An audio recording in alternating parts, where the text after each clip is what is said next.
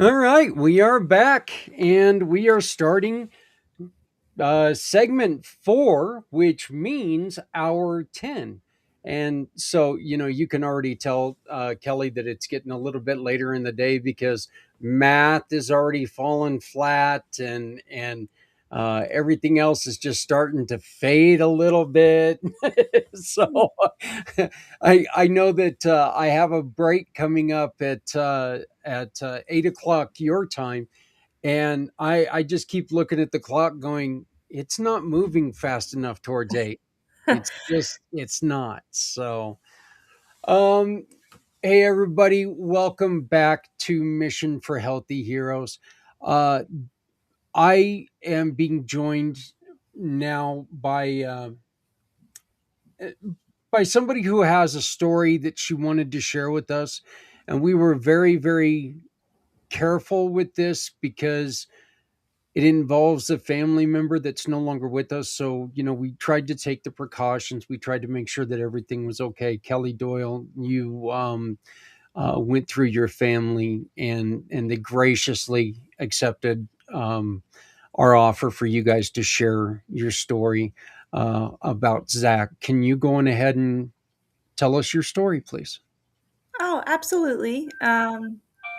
So my name is Kelly, and I grew up in my hometown with seven cousins and one that moved up from the south.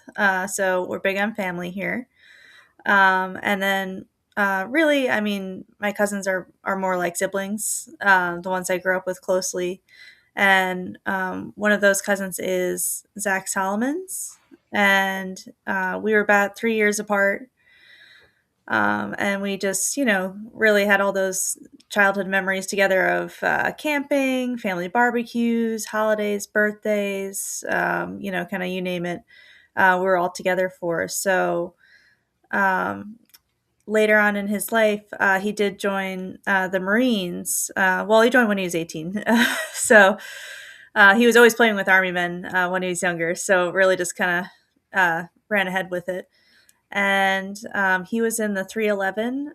He's in specifically the 19 battalion. Their nickname is actually called the Walking Dead, kind of similar to the show.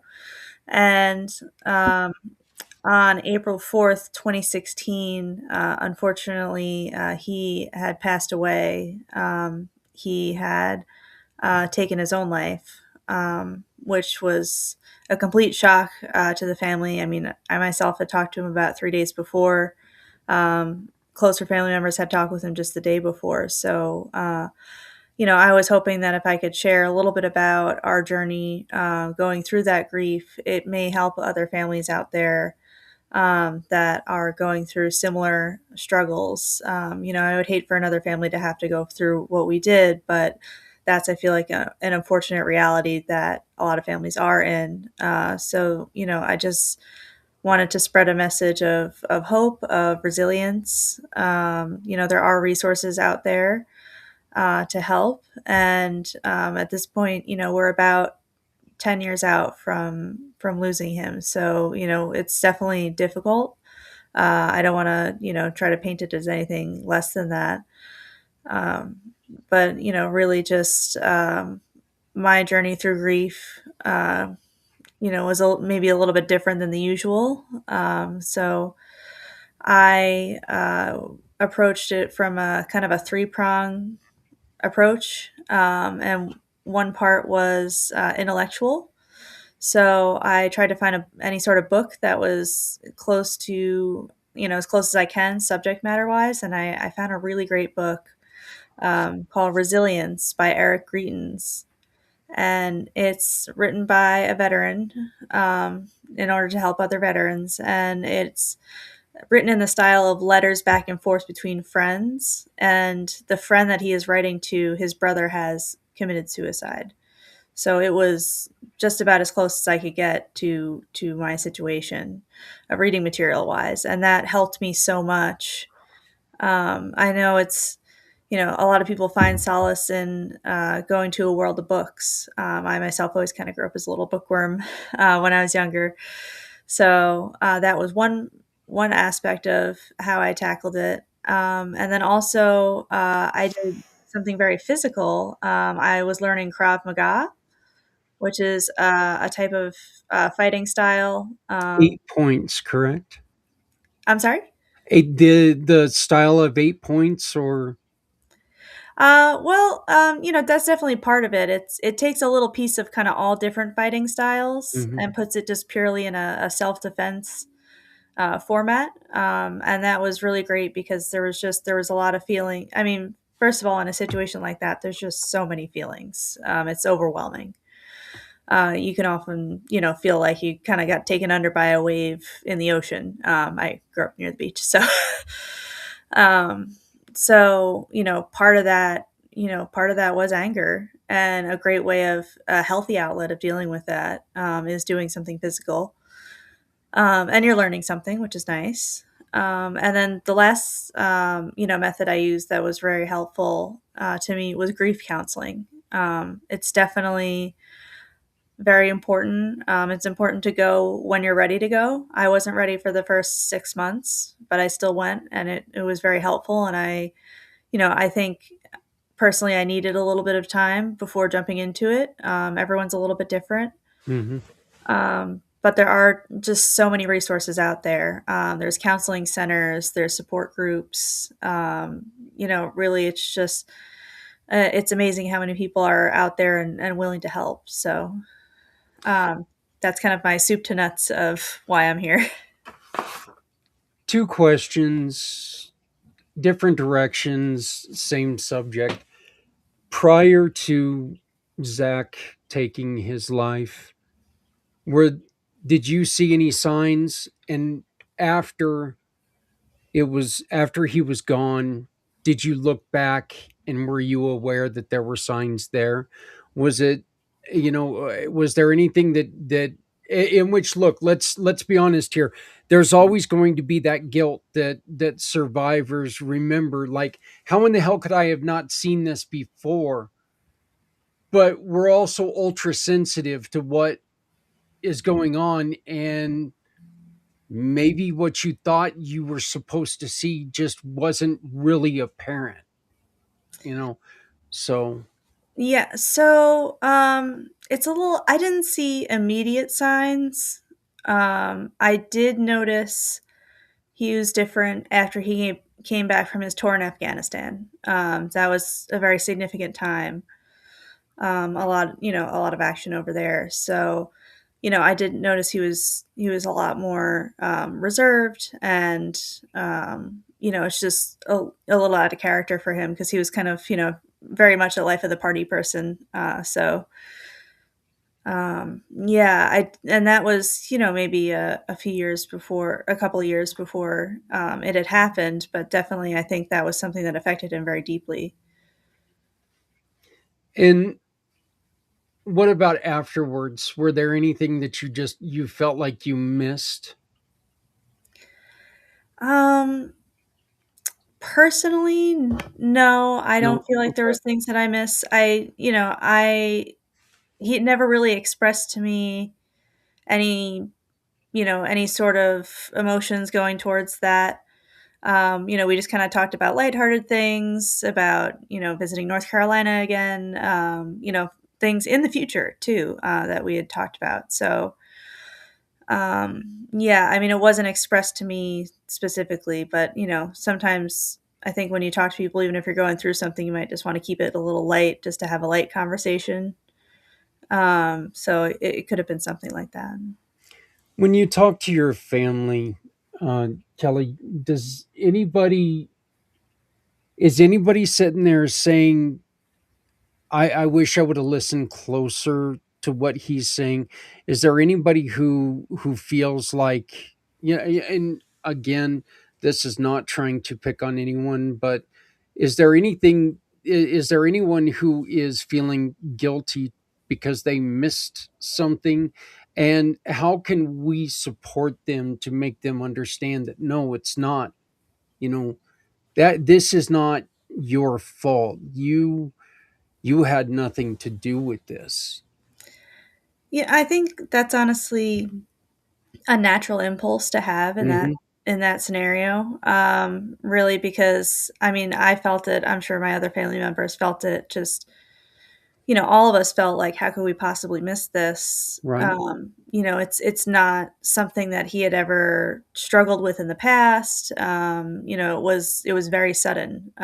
We just, I mean, hit us like a ton of bricks. So yeah, I mean, I think there's always a little bit of that hindsight bias of, oh, maybe something here or there. But I think that's a natural part of the grieving process, how they have stages of grief. I think specifically for this type of grief, because each type of grief is a little bit different. There is that kind of either a survivor guilt or a guilt of like, I feel like I might have missed something. So definitely the feeling of, I wish they just reached out to me. If Hmm. they're, I would encourage, anyone that's struggling mentally to, reach out. Sometimes they call it a buddy check, but that doesn't just have to be on. I believe it's in October. Doesn't just have to be that one day in October. That should be something that we practice with friends. That, oh, check in with them. Make sure they're good, as much as they're willing to share. That actually kind of brings up a point that, I appreciate what they do with like the monthly celebrations or, the celebration of the day or something like that. But I wonder if sometimes they kind of do a disservice to what we should be doing every day. Something like, we are talking about this and checking in with somebody that, hey, I haven't heard from this guy in a couple days, and that's not normal. Instead of thinking, having to be reminded by a monthly celebration, isn't this something that, we should learn in our hearts that we should be doing? And do you take more precautions? Do you check in with people more now? Have you found yourself doing that? Yeah, I definitely think I check in with people more now. I mean, it wasn't something I was terribly absent about beforehand, Right. but if I know someone is struggling, they are, absolutely, someone that I make a point to reach out to and just, see if they want to talk, see if they need to vent, kind of whatever is needed, because it's really, there's so many different scenarios, not, even outside of, just in life. So I always try to reach out to family and friends. I mean, a lot of family members I just, regularly call just to talk and, just regular talking. But also if I know they're going through a particularly rough time, I'm reaching out more. I always try to. I know we all get busy with our own lives, but I think if you make a habit of it, maybe it starts with having a little post-it note on your phone that reminds you every couple of weeks or something or a month. Oh, check in on so and so. Make sure to call them, or that sort of thing. So, And Kelly, what would be one thing that you would like to get across to family members that they really need to pay closer attention to? um, I think overall, just really valuing that mental health, and really making sure to take good care of your emotional health. Making something like therapy um, not like a daunting thing, or something that's very accepted. Because I've benefited from going to therapy in my life. And there's plenty of people out there that have strongly benefited from therapy, but I feel like there is Yeah. still a little bit of a stigma with it. So I think just making it an open, inclusive space where people are open to talk really goes a long way. We've always been a very open family. We're a bunch of hippies, so I feel like we had that, and it was tough because we really just were blindsided. So, but for the average everyday, just making sure to take care of yourselves and take care of you the best that you can. And if you need help, reach out. It's always good to get another perspective, or just have someone to talk to. Sometimes you just need to vent. How important has your family been to each other during this time? And what are some of the things that you and your family have done to help each other heal? Well, we've always been very close, Yeah. so that's never changed. We do have a couple family members down in North Carolina now, so we're in New York, so it's a little farther away, but that doesn't change how close we are, and making sure to have regular phone calls and Snapchats and everything about um, you know just making sure everyone's good. I still feel like they're my cousin Zach's sisters are like my sisters. I wouldn't want to have it any other way, and very close. And it's been a journey. It's hard. It's very hard. Um, there's definitely points where you pray for numbness because that's easier to deal with at times. But I just wanted to make the message out there that like you can get through it, and you can work through it. It's never something you're going to get over, but it's something you can work through. Yeah. Yeah. That is a point that I don't think enough people appreciate. That this isn't something that you get over. This isn't, um, this isn't a you feel sorrow for a couple days, a month, whatever, and then next thing you know, okay, well, I'm okay. I'm back. I'm back. I'm bounced back.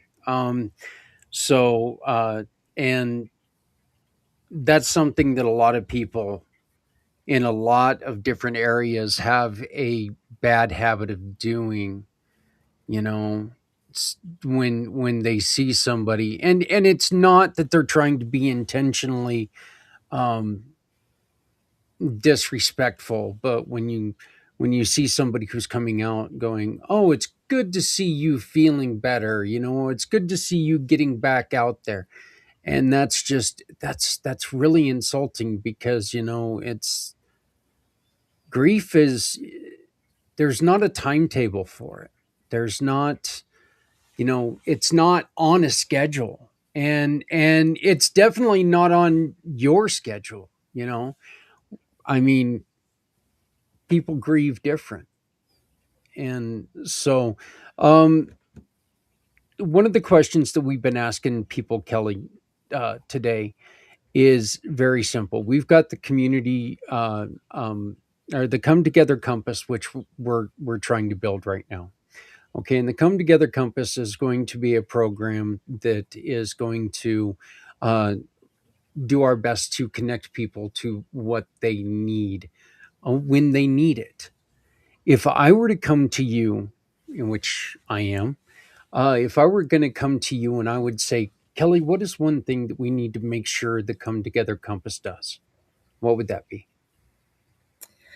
Um, there's so many things to think of, with that, but I would say, just given our conversation here, access to mental health services, I would say, would be kind of my number one. Because it is so hard, if someone can't afford counseling but desperately needs counseling. There's definitely a lot of people out there like that, of like, oh, I can't go to therapy, it's too expensive. So affordable access to it would be amazing. So maybe there might be therapists in the area that could do a little pro bono Yeah. work, that sort of thing. Yeah, that's one of the things that we are definitely trying to figure out, is how to try to get people who would volunteer some time for those who are struggling a little bit more. But was Zach still in the service, or was he back home? He was actively in the service. He was stationed in Pendleton in San Diego. Okay. And I am very, very sorry for your loss. I am extremely um thankful that you would come here and you would share this story with us on this day. This is one of the conversations that, look, it's not an easy conversation to have, and this is one of the times that I talk about that. I sit here after listening to this story, and I'm like going, you know, I feel like we need to make more impact, but it's hard to it's hard to sit there and let you go, because I wish I could do more for you and your family. I wish there was something that we could do. Um but right now, all I can say is, we are here if you ever need to talk, or anyone in your family. I've Until the compass is up and running, I vowed that I'm going to do my best to be the best listener I can be, quite frankly. And I would love to do that and try to help anybody that we could. If you I'm going to open up the mic to you, and I'm going to ask you, Kelly, please say something to the community, and say what you need to say, and please let your heart lead the way. Thank you so much, Zach. I really appreciate it. And, thank you so much for hosting this amazing podcast. I'm really, you never know who it's reaching. So, Yeah. you know, to all the listeners out there, thank you for listening. Very, very much appreciated. And especially thank you to my family and friends that are listening now. I love you all. And I value your support and love so, so highly. So a message, that I would like to get out is I have a few tips for grief, which I know sounds a little strange, but when I was struggling with it, I was like, but what can I actually tangibly do? Because it's hard to find stuff to do. There's everyone has their condolences and everything, but which are very much appreciated. But day to day, you're just kind of like looking to do something. So Mhm. the best advice that I received, and something that I kind of lived by during that time, was to make peace with yourself at least once a day, even if it's for 5 minutes. And it could be, whatever you want it to mean. So for me, I was working outside a lot and eating lunch in parks. So for me, I went on the swings every day because that's something that Zach and I did when we were kids. And that was, my kind of connection to him and a peaceful way of connecting. So I would recommend that, for anyone. I did write it down.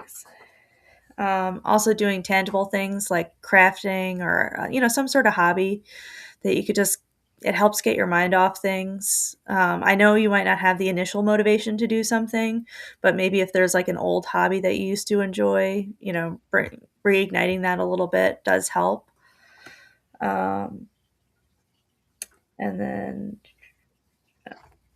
like I said before, using your resources. So, maybe you find a support group in the area, or online. There's so many resources online, and it's really the accessible part. You just need a phone. It doesn't need to be a computer, but you can find help online. Fairly easily. Maybe there's a Facebook group, a meetup group, that sort of thing. So that's if that's something that you're open to. Do what you're comfortable with, but try to push a little bit of a boundary though, and do something a little uncomfortable because sometimes you might find it's really helpful and you weren't anticipating that. Um, also, this is an important one that's not usually talked about with grief. Um, Try to laugh when you can.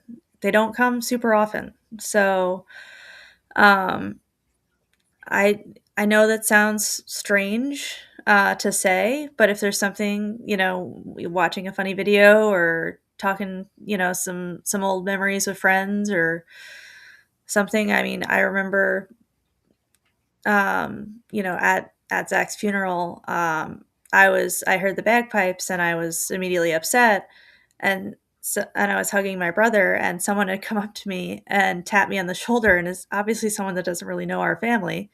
And she's like, "Are you Zach's mom?" And I'm like, "Well, I'm only 3 years older than him, so no." But it made me laugh. It really did, like, it broke the tension. So, It, um, yeah. that I was that was probably quite that was probably quite a shock for somebody who's already sitting there and not feeling great. Is that? But you know what? As far as it maybe being a little strange, I don't think it is. I think it's a beautiful suggestion. You don't have to feel guilty, you know, um, to to want to make look, the grief is going to be part of your life. You know it's going to be there. You know it's part of who you are now. You can't be guilty to enjoy other things in life, or it's going to be hard to get back to normal. So um Kelly, I want to thank you so very much, and I would love for you to continue to connect with me whenever you can, and let's do our best to stay in connection and see how we can help other people out there.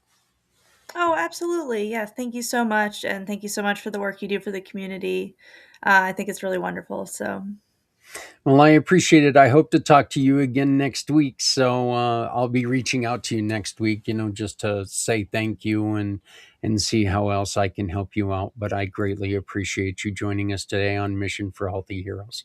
Oh, thank So you so much, and, I hope you have a great rest of the day. Good luck, I know yeah, it's a long one. yeah, yeah. Well, thank you, and thank you to your family who joined us. I appreciate it greatly, and please stick around. We got more great things coming up. So, and just to let you know, we are having a networking thing going on. If you're not going to get buried in snow, of course, but coming up at 6 o'clock your time. So, if you're interested, just reach it back out to me and I can get you the link. And it's just a little fun thing that we're going to do just to get to know some other people and give everybody just kind of a relaxation and get out of this mode and do a little bit of business, get to know other business owners in the area. So you're Okay, more than great. welcome to come back and join us at 6 if you'd like. Okay, great. Thank you so much, and, No have a good problem. rest of the day. All right. Thank you, Kelly. Goodbye. Bye. So we're going to keep rolling now, and we're going to bring on two of my favorite, well, actually, hopefully three, if his internet starts working a little bit better. But we'll see what happens. But we're going to be bringing on three of my favorite people in the world: Mr. Z from Z World Web, Z World Cares, and Frank Monteforte, 40. I got it this time. So, and Mr. Alan Holmes is also joining us. How are you all doing today? So, Fantastic.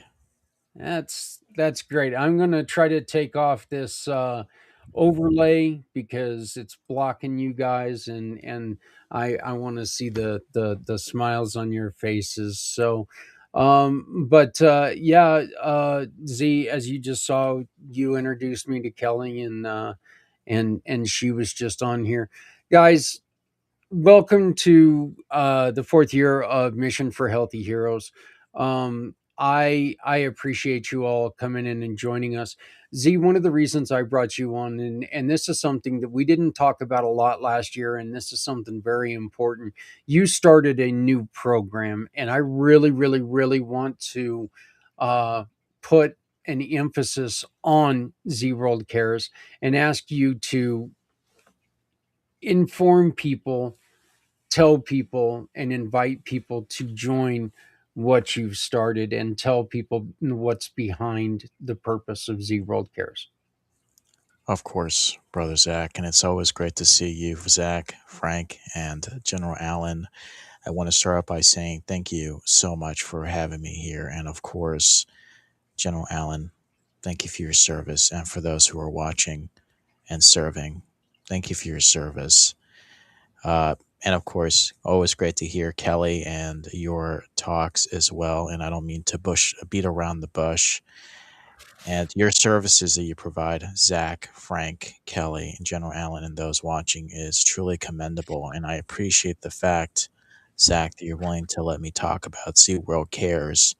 Uh, and the goal is quite simple: is to show SeaWorld that you care, just like the community pay it forward, where we always come together without feeling alone. And these nonprofits have the right to share their mission to Z World while showing everyone here watching to show that they care about doing good for our veterans, survivors of human trafficking, and bringing awareness to many other causes that are not often talked about in the media, such as our planet slowly dying, our animal kingdom, or our animal species on the verge of extinction, and of course our wildlife as well. All plant lives matter as well, and there's the lack of awareness with the Americans with Disabilities Act. And while some are profiting from those services, there are people like yourselves who are bringing awareness to it and doing good for those who are immobily challenged and want to feel who are equals in their own rights. So Z World Cares is mainly about uh, allowing nonprofits to accept donations, find sponsors, volunteers, and more importantly, show Z World that you care while sharing their mission to make Z World a better place. If I could just plug this in as well, there is a U.S. Army veteran that I like to spotlight. Her name is Dr. Helen. She has experience being a pharmaceutical doctor as well as a U.S. Army veteran. And if you'd like to learn more about her services, please visit www.cepharmacyservices.com, because no veteran should ever have to wait 7 to 9 weeks for a refill on their prescriptions or more. That's all I have to say. And thank you, Zach, for what you're doing to bring awareness in this 23-hour podcast. Yeah, well, Z, you are one of you're one of the people who have been around the entire time that this show has been up and running. So I greatly appreciate that you participate every year. Frank, you are joining us for the first time, and we've also got some very special news and something that we're very happy about. Frank has joined the Mission Partners. Frank is now a part of the community pay. Frank is a giving partner, part of the community pay it forward family. So we welcome you to the family, which means when you do business with Frank, he's going to donate a portion of what you pay him back to us, and we're going to together make a donation to a mission that you choose. Somebody has asked us for help, and you get to choose where that money goes simply by calling on Frank and hiring this wonderful man, and just strengthening yourself and strengthening your, well, just yourself. I mean, really, yourself, your business, and your life. But Frank, how are you doing today, my friend? Can you tell people a little bit about your coaching program? I will. I will. And thank you very much. I'm in the process of, I guess I'll call it onboarding to the community pay it forward. Um, so my name is Frank Monteforte. I am from FJM Life and Career Coaching. I try to help people with effective methods that have some issues in their lives. It could be they want to change a job. It could be they want to have a better relationship with their children. It could be they want to figure out how to manage their finances. Um, it could be they just want to get to know themselves better. So there's a broad brush there. But on my business card, if somebody contacts me, I send them, and it's basically I just ask people to share what's on their mind, because what I've done is realize also when you put yourself out there to help people, you're also being very vulnerable about yourself because you have to, I feel that you have to be opened. Your mind has to be opened and your heart has to be open to actually listen and authentically listen to what someone says because that person on all different various levels are stepping way outside of their comfort zone. Some people are very nervous, they're very scared, there's insecurities that come up, there's past emotions that brought them to this point to improve themselves. I could talk a long time about it, but all that being said, I feel really good that I can do it. I've done it and I've been doing it because I needed help myself. Um, we all go through things in life. We all carry suitcases with baggage in them that we hide here and there, like we don't have any, but we all have them. And when you open the suitcase and you deal with the baggage that's inside of it, you're also a lot lighter now. You're not carrying that with you anymore. It doesn't have to define who you are, and it gives you an opportunity to use that to step up, move forward, and you really don't forget about all that stuff, but it doesn't affect you how you currently live your life every day. It makes people, I've seen people change to become much more confident. I've seen them uh, grow their personalities. I don't want to say they change, but they just utilize all the things that they buried about their personalities. I've learned that when we're growing up, we're happy people, we're young kids, we play, we have fun, we go to school. And then as we get older, for some reason, we're taught by whether it's a teacher, a professor, a parent, a grandparent, an aunt, or an uncle, or even a cousin. No, you can't be that happy. No, that's not so much. But if you look at a kid anywhere from 2 years old to 5 or 6 years old, that's the way you should be at 75 years old because you're free. You're free to be who you are. And that's what I try to help people to be who they are, to be happy, joyous, and free. So I hope that covered what you were looking for. That that actually was beautiful. And Frank, I will come back to you because I got a question to ask. I think it'll carry over from our last guest really well. But first, I'd like to bring in Mr. Alan Holmes, a wonderful, wonderful, wonderful man, a great friend, family partner, and somebody who understands the trials that the veterans go through with mental health and um, both in veterans and in civilians. Alan, you've got an unfortunate experience on both sides of that. So, but can you please take and introduce yourself and talk a little bit about your journey?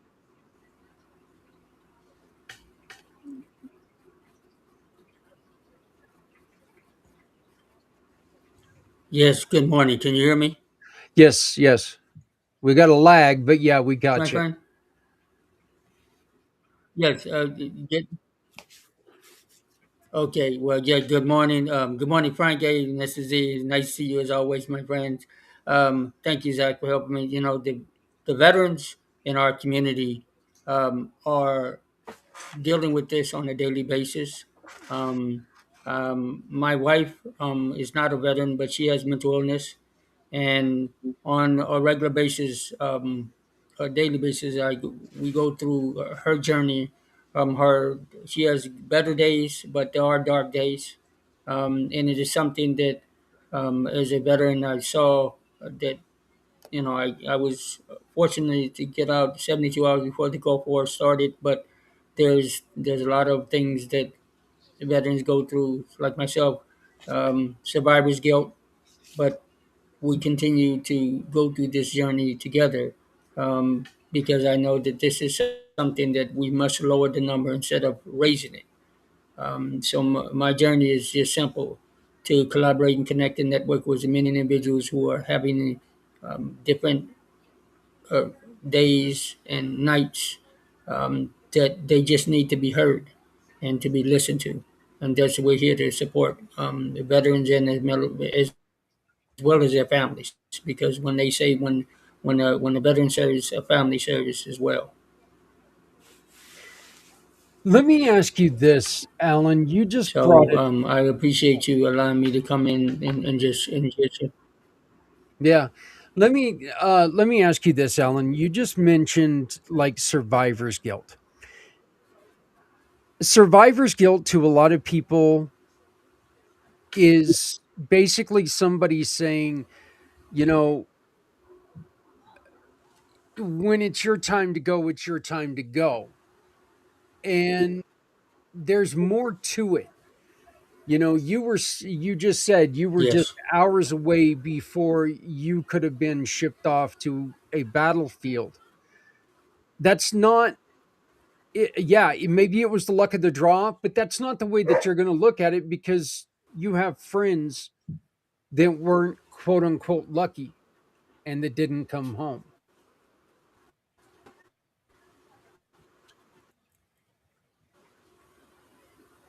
correct. Yeah, that's something that veterans carry every day with them. And one of the things I do remember my brigade commander said before I left, he says, one thing about a veteran, he says, once a veteran is always a veteran.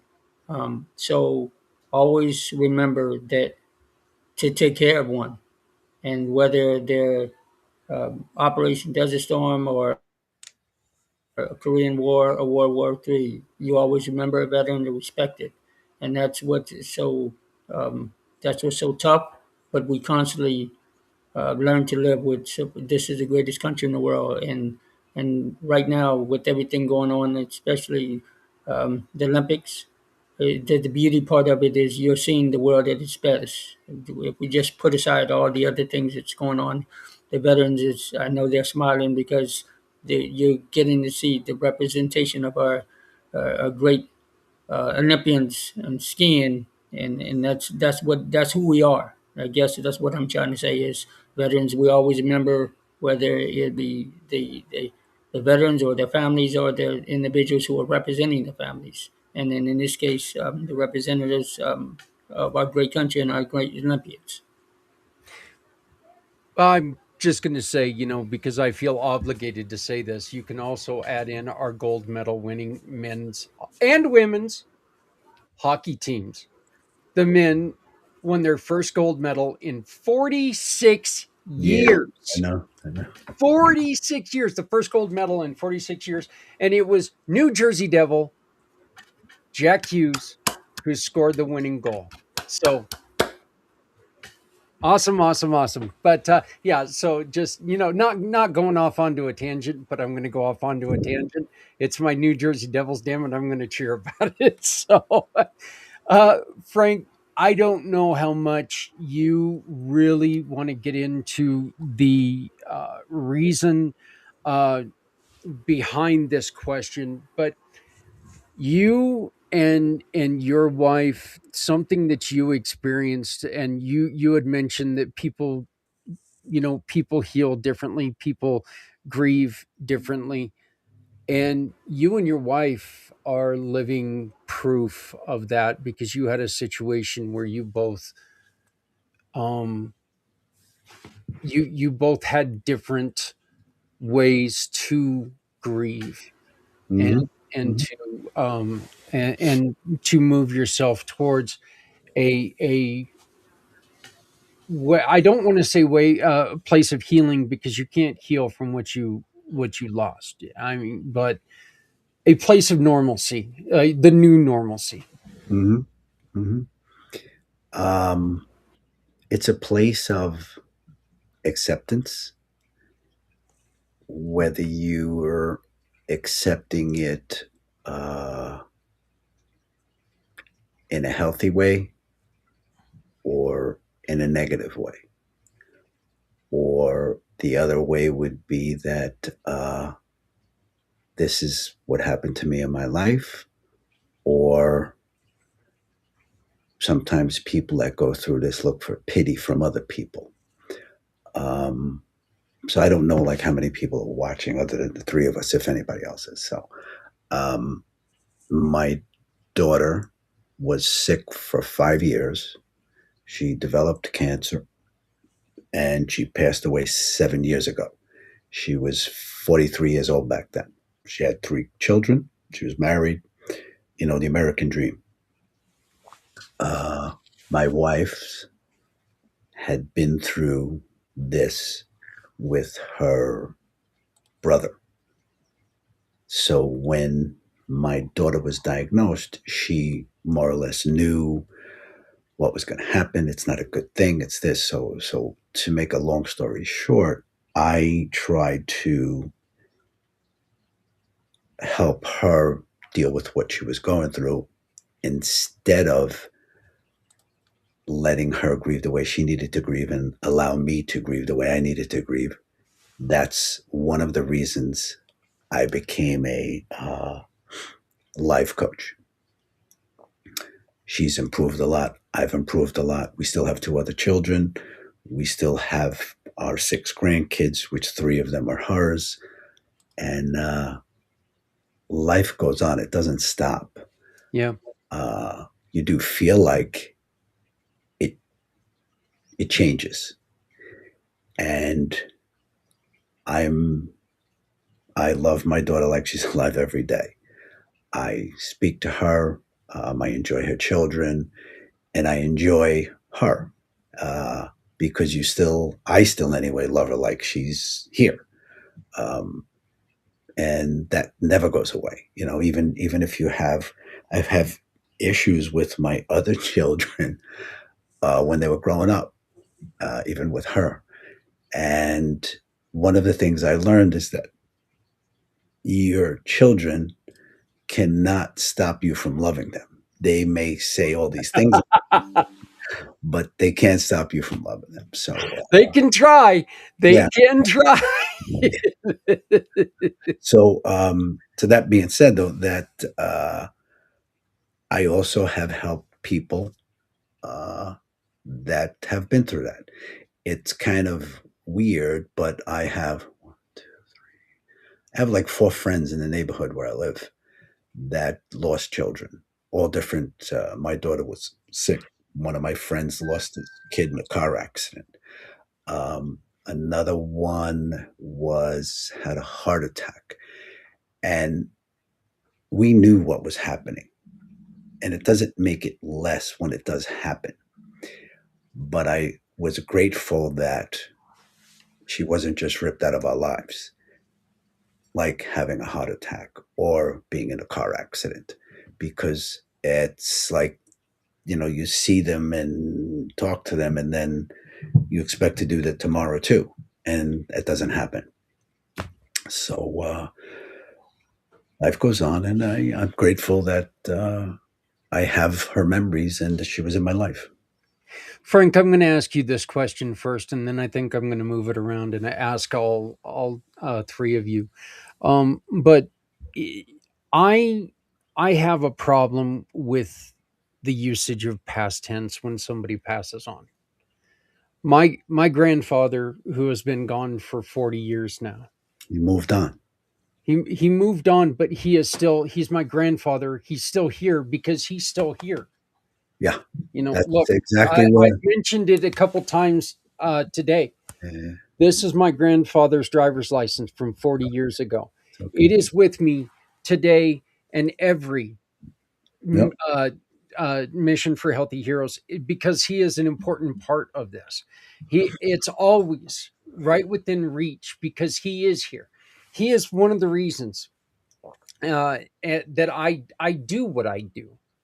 And is is that a potential way, Frank, that you see maybe people can heal a little bit? Is to not consider them gone, because they're never gone out of your heart. So don't try to force them out of your life.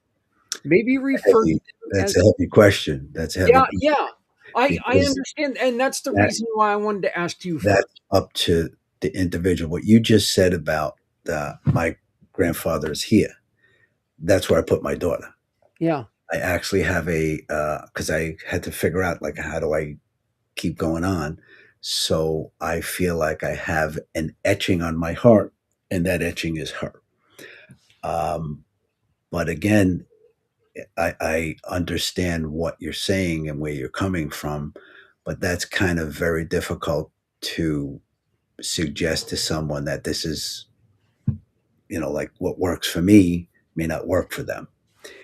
And if I do help someone with that, which I have, and you speak to them and you have, I want to use the term like a meeting of the minds about, okay, so this is what happened to you and this is how you're dealing with it. And can you try this or can you try that? And I agree with what you're saying, but that decision has to be that person's decision. Like what I do. I do not, and it's hard for me because I always try to tell people what they should do, and I try not to use the word should anymore. But the decision that someone makes in helping themselves, I believe they need to make, and the decision that's made, it may be a good one, it may be a bad one, but it's their decision, and that's how life is. That's authentically life, and the other thing is that no matter what happens in our lives, we're going to be okay.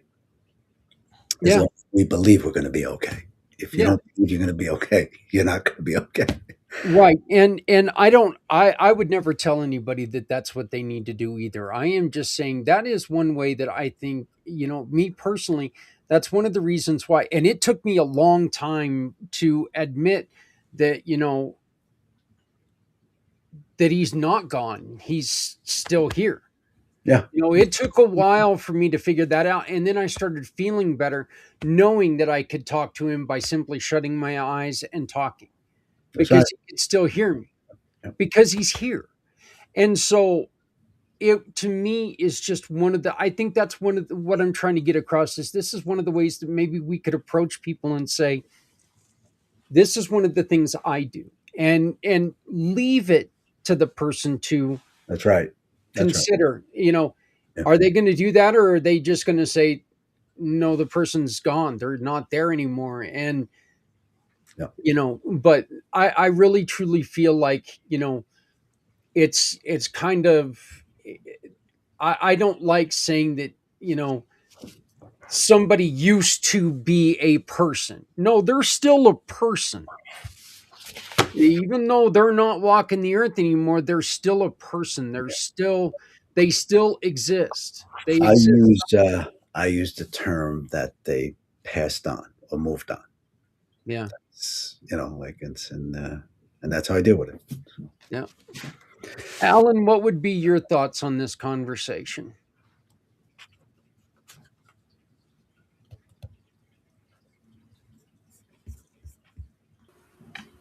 Uh, well, you know, when it comes to the conversation of someone and loved one, I had the unfortunate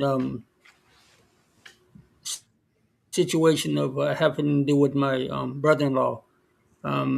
He was taken through a hit and run, um, and it's coming up. March of this year will be 6 years. And every time I see another story, it reminds me. I have to relive it. Um, so, like yourselves, I don't try to suggest anybody on what they should do, but what I do know that they are always here. Um, my I carry my brother-in-law's wallet. It was probably among his things, so it's kind of he's with me every day, and that's one of the things that drives me and my wife as a person. as a community. Because one thing about um, my brother-in-law, he was a missionary, and he was constantly always helping others. And so I see it in his sister and my wife every day. And it's just a conversation, and sometimes it's almost just like a car or a vehicle. You have to back up and you have to go forward, and you can't, or a person, I don't want to say can't. You just have to be very careful on how you say it. And you can. I've learned to read faces. If it gets too deep, then I back up and kind of just remember the good times. And that's what we try to tell people, to remember the good times, even if the conversation starts going in a direction where it gets very sensitive. We kind of bring up, well, oh, that's favorite music or their favorite, um, Hmm. you know, That's right. favorite artist music, and I remember him playing the guitar at the time, and he would play. I said, "You can't sing," and I would joke with him. I said, "Please don't sing, but you can write." So he writes, and he writes his music and everything, and for me, he's a forever 49. And and I agree with you. They're always here. That beyond it, every time I see something, and this would probably bring up that when then Elena probably collected this with her beyond the spirit world and her readings and everything. But I do know that the forces of someone actually being there always, I, that I believe 110%. They're looking over you. And Yeah. when it gets the toughest, that's them saying, okay, push a little bit, push a little bit further, push a little bit going. Well, I'm That's how, pretty. that's their way of saying, hey, I got you. Yeah, well, I'm pretty sure, and I think that you brought it up beautifully there. I'm pretty sure that they don't want you to hurt forever, and No, you're right. You're right. and I think that they want you to find the acceptance and find as I like the acceptance path there, Frank. I think that they would want you to find the acceptance as comfortably and as easy as you can find it, No. and not force you into any other way. Frank, I know that you've got to leave. I just want to again thank you so very much for being part of this program, and I really want to welcome you to the family, and I'm Thank you. excited to begin this journey. So this is on now for another bunch of hours yet. Yep, we've still got another 12 hours from All right. right So now. in 4 or 5 hours, I could come back to this link and come back on. It's going to be a different link, but actually, we're doing. If you check your email, Frank, There's at 4 o'clock, or I'm sorry, at six six. o'clock. Right. We're doing the family networking at 6 o'clock. So, Okay. and you do have a link in your email that I sent you yesterday for that, but I it will is a try. different link. I will try. It's nice to see everybody too. Yeah, it would be wonderful to see you again. And Frank, again, thank you for your vulnerability. Real quick, I've just got one question to ask you before I let you go, Frank. If you could ask um, people to do one thing to try to bring everyone together, what would that be? What would you want to improve for us to be better as a human species?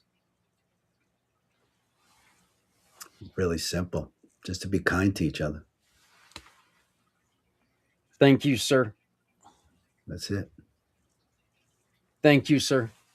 I appreciate it, Anybody's Frank. And I, foul weather, check on your neighbors. yes, Kind. that's actually check in is one of the things that we've got, and we've had two people mention checking in with people. So that Yeah. is definitely one of the things that we need to do. Frank, I know that you've got to go. Thank you so very much, and I hope to see you in a couple hours. Okay. Bye bye, guys. Goodbye. So, uh, Z, your opinion on what we're talking about right now? Very spot on. And this topic couldn't have come at a better time. A lot of things that you said with Frank and General Allen, um, the goal isn't just to be in pain for the rest of your life, but appreciate the good times that you have with them. You're probably too young to know her, but Betty White once said, always try to enjoy the good days because eventually they'll turn into goodbyes. And you don't want to just feel the pain because they wouldn't want you to feel the pain as well. And I couldn't agree with you more.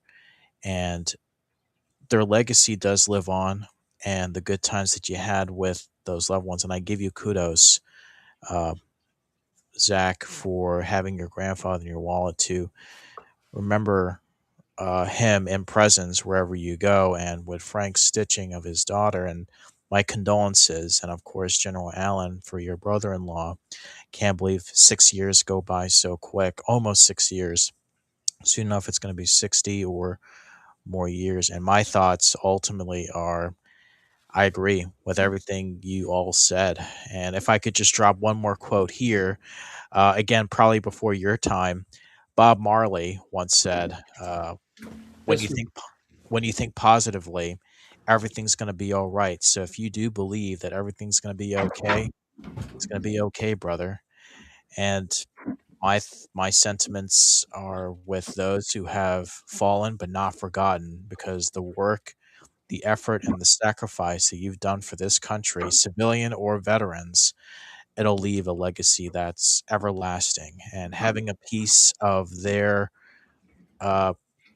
uh, their footprint in our lives will last forever.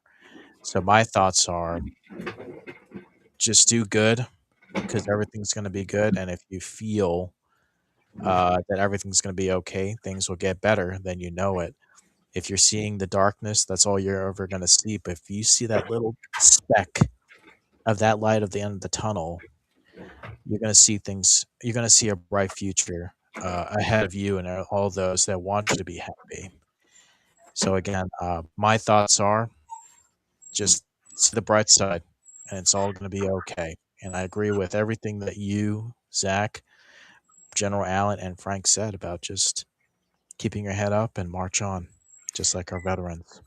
so I wanted to bring my dad in here because, as soon as you mentioned Betty White, my dad came into the room. It was something he was waiting to hear. Uh, it's no secret that my dad had a huge crush on Betty White. So, he's a Betty White fanatic. Dad, we've been Good talking to this see you, Pop. last half hour about what is your thoughts. How do you keep from thinking that when someone passes on, how do you accept that? What are some of the things that you do to make sure that you can still remember them? What I do is I never talk to them as they were past tense, Yeah. because they're not past tense. They're still there. They're still in my heart. Yep. Part of what makes it easier, if you want to say, which is ridiculous, but uh, if somebody has been in pain, right? I feel that his pain, their pain's gone, right? So you know, I I feel like their pain's gone. So there's something. Uh, I just believe, I was raised on a farm, okay, so I know life and death. I've seen it before, and I think that kind of may have prepared me for some of the things that has happened. Maybe not. Who knows? Who knows?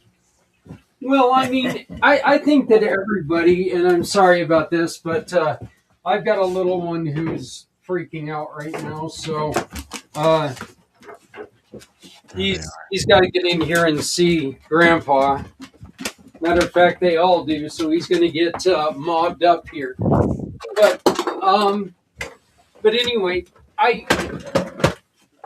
I think in some ways, as we grow up, it really depends on we depend on being taught a lot of times how we accept things. You know, um, I've been I've been on my parents are I think my parents are truly opposite in the way that they deal with the loss of somebody. And so I've seen both ways, and I have a little bit of both ways. I know dad is very spiritual, and I know dad, one of the things that I like to do is I like to talk to my ghosts. I love going and sitting out in the Otis Cemetery and talking to my grandma, my cousin, my aunt, soon to be my Uncle Barry. As soon as we get him out there. But I like doing that. But then there's also that sadness at times that does hit, knowing that they're not physically on this plane, but they're. I always remember. That's when I try to always remember that what they may not be in human meat sack form anymore, but they are in the heart. And Alan, have you? What would you say to any of this?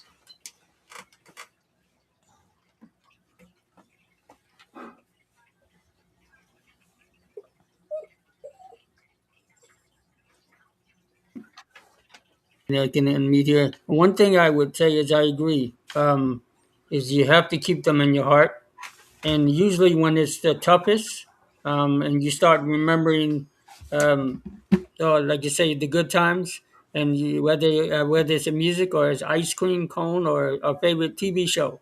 I know my wife constantly looks at a lot of the shows that her and her brother grew up with, and she's got me hooked on it a little bit. So I always say, you remember the good times, and you'll get through this. This is a journey. It's not a marathon; it's a journey, in my opinion. And we all go through different journeys, and at some point, um, we are going to be seeing them again. Um, and so I tell everyone on a regular basis, just live life. And there was a good friend of mine, and don't mind sharing his name, Joe Hawk. He was from LinkedIn. He always says, "Leave a person better than you found them." And so that's why every time I meet someone, Mr. Clayton, nice to meet you. I see you're surrounded by the loved ones. Say that always leave a person better than you found them. You know, and if Yeah, you can yeah, live by yeah. those words, then every day is a gem.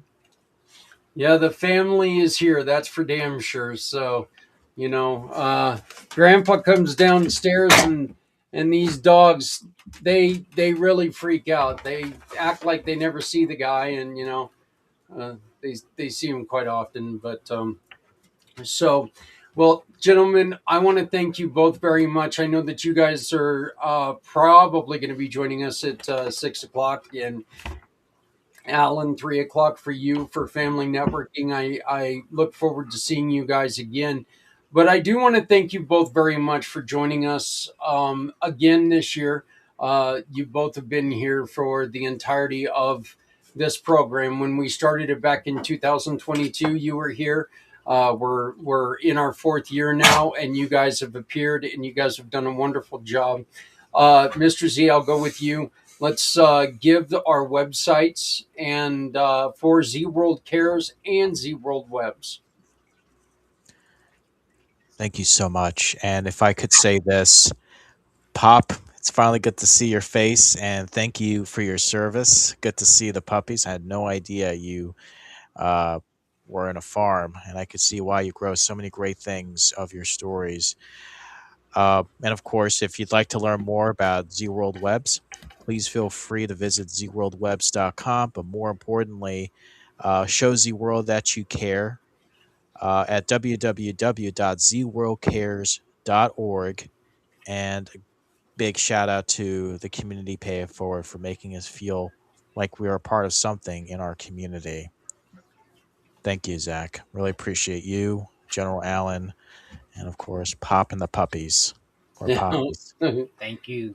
Thank you. Ellen, let's get your website and your email and everything out there so people can contact you. Well, absolutely. And I echo Mr. Z's incredible shout out to Senior Clayton. Thank you for your service, sir. Um, my website is buildyourlegacywithallen.com.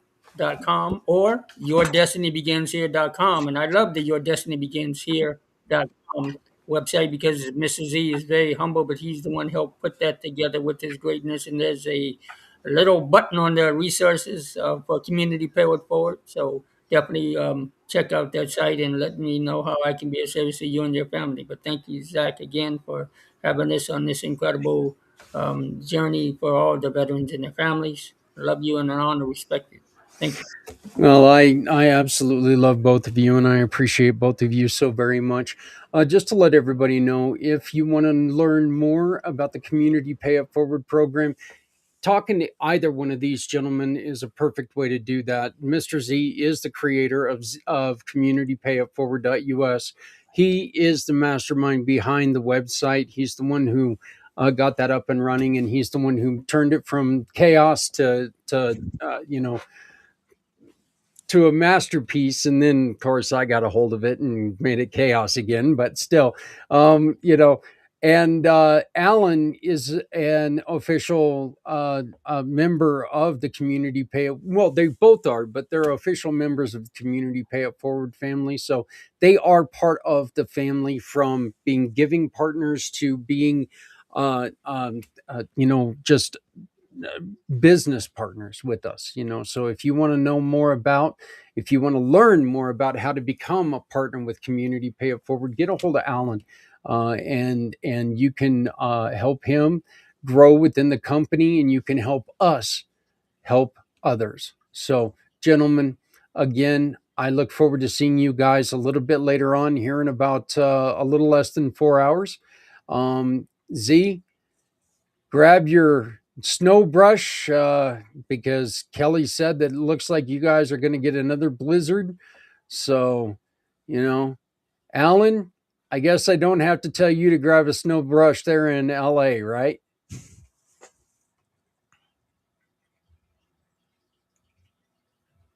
Oh, it's a warm 670 degrees, but that can change anytime now. So Oh, yeah, you could go all the way to 63.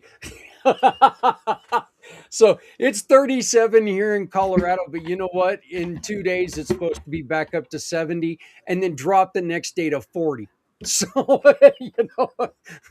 ridiculousness. But anyway, gentlemen, thank you so very much to both of you. And I really do look forward to seeing you guys in a couple hours for family networking. So thank you. And we'll talk to you both soon. So, look, those are two, three, four of my favorite people in the world. Okay, you throw my dad in there, and there's so much when it comes to just wanting to make sure that other people are doing okay in that group. Every single one of us has gone through things that we can take, and we don't have to instruct you on what you should do. That would not that's not going to help you. What's going to help you is we can say, look, this is what I've been through, this is what I did. You take this information as you want. you know if you find it helpful, great. If it's something that's not going to help you at all, I understand. We don't have to do that. So, one of the things that we're working very, very closely with Z World Cares on, and they are actually by the way, if you join the community, if you're a nonprofit and you join as a mission partner in the Community Pay It Forward family, you also will get a listing on Z World Cares. And we do that because we want you to be seen. We've heard a couple people today talk about how small nonprofits just get buried. You listen to the individuals from over in Scotland this morning, and they were talking about how there are, which this number, is terrible. It's terrible. But when I heard what they said, that the estimate is 2,000 homeless vets in the UK right now. That number's terrible. Absolutely terrible. Our numbers dwarf that. And 5% of their homelessness are veterans. Folks, look at the percentage of veterans that are homeless in the United States. We have to work extremely hard to get to 5%. Look, the truth is, one homeless individual is too many. There are too many resources in the countries today that if we just could get people to them, maybe we could eradicate a lot of this stuff, a lot of the hunger, there are a lot of people out there doing a lot of work. There are a lot of people who are busting their ass every day trying to make lives better for people. If we can just, let me introduce you to this person. If we can guide people, if we can show them the way. Do you know how much good we could do?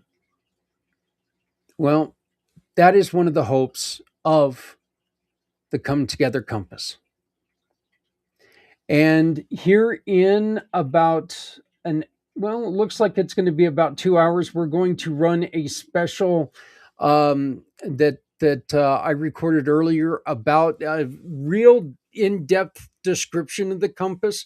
But right now, and I received this video this morning from the kids at ASU. I almost cussed and called it a wrong college. They probably would have stopped working with me at all. But they wanted to show you where they were at with the Come Together Compass. This is about a 4-minute video. I hope you enjoy it.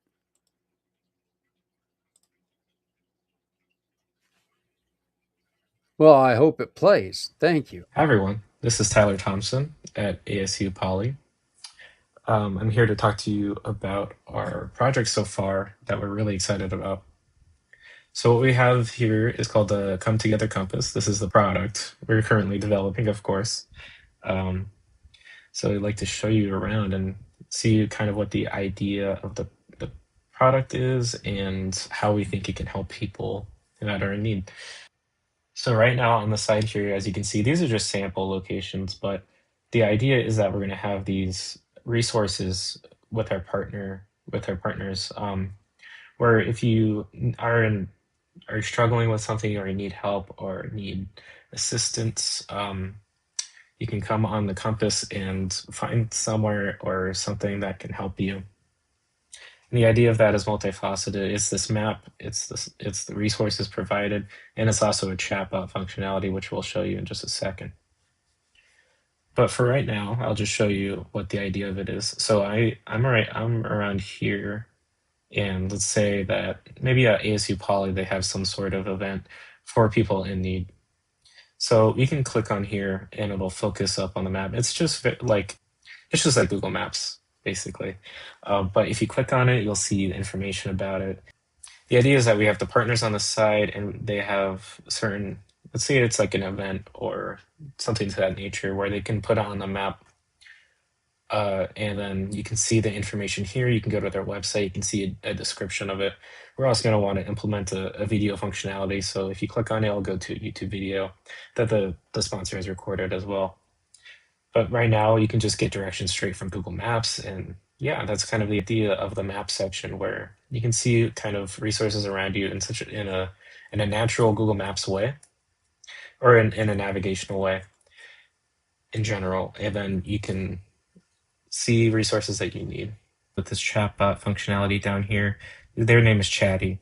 It's just examples for people who have need grounding techniques or breathing exercises. For example, if I type grounding techniques, it'll run through some techniques. Like I said, this is a very basic chatbot functionality right now. We're actually in contact with counseling resources at ASU that can help us flesh out this chatbot a little bit more and maybe give it a bit more features. But the idea of it is, it's not a medical chatbot. It's not AI or anything like that. It's a very simple chatbot that somebody can come here, and if they just need breathing exercises or grounding techniques, they can get it. If there's something more at play, or if there's a crisis situation, we want to be able to forward them to people that can help them. So this is kind of a way to get people the help they need, even if it's just like the smallest bit of help. That's always super helpful. So that's the idea behind the chatbot. So yeah, that's the functionality of the front end for users. How they would interact with this website is through this map functionality as well as a chatbot.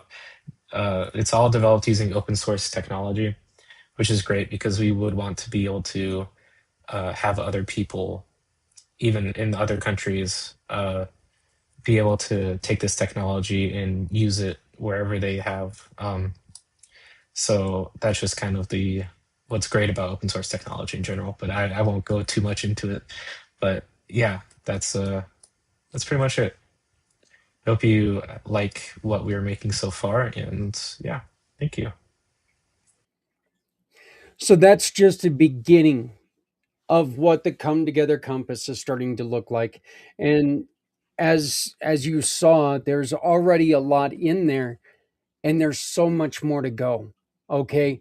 There's going to be a component of where you can take and connect with people in your community to make sure that we have less good items going to landfills. And these items will go to people in the community who need help. So instead of taking a perfectly good couch and putting it into a landfill, we can take and give it to a family that is sitting on crates or sitting on a kitchen table or sitting on the floor.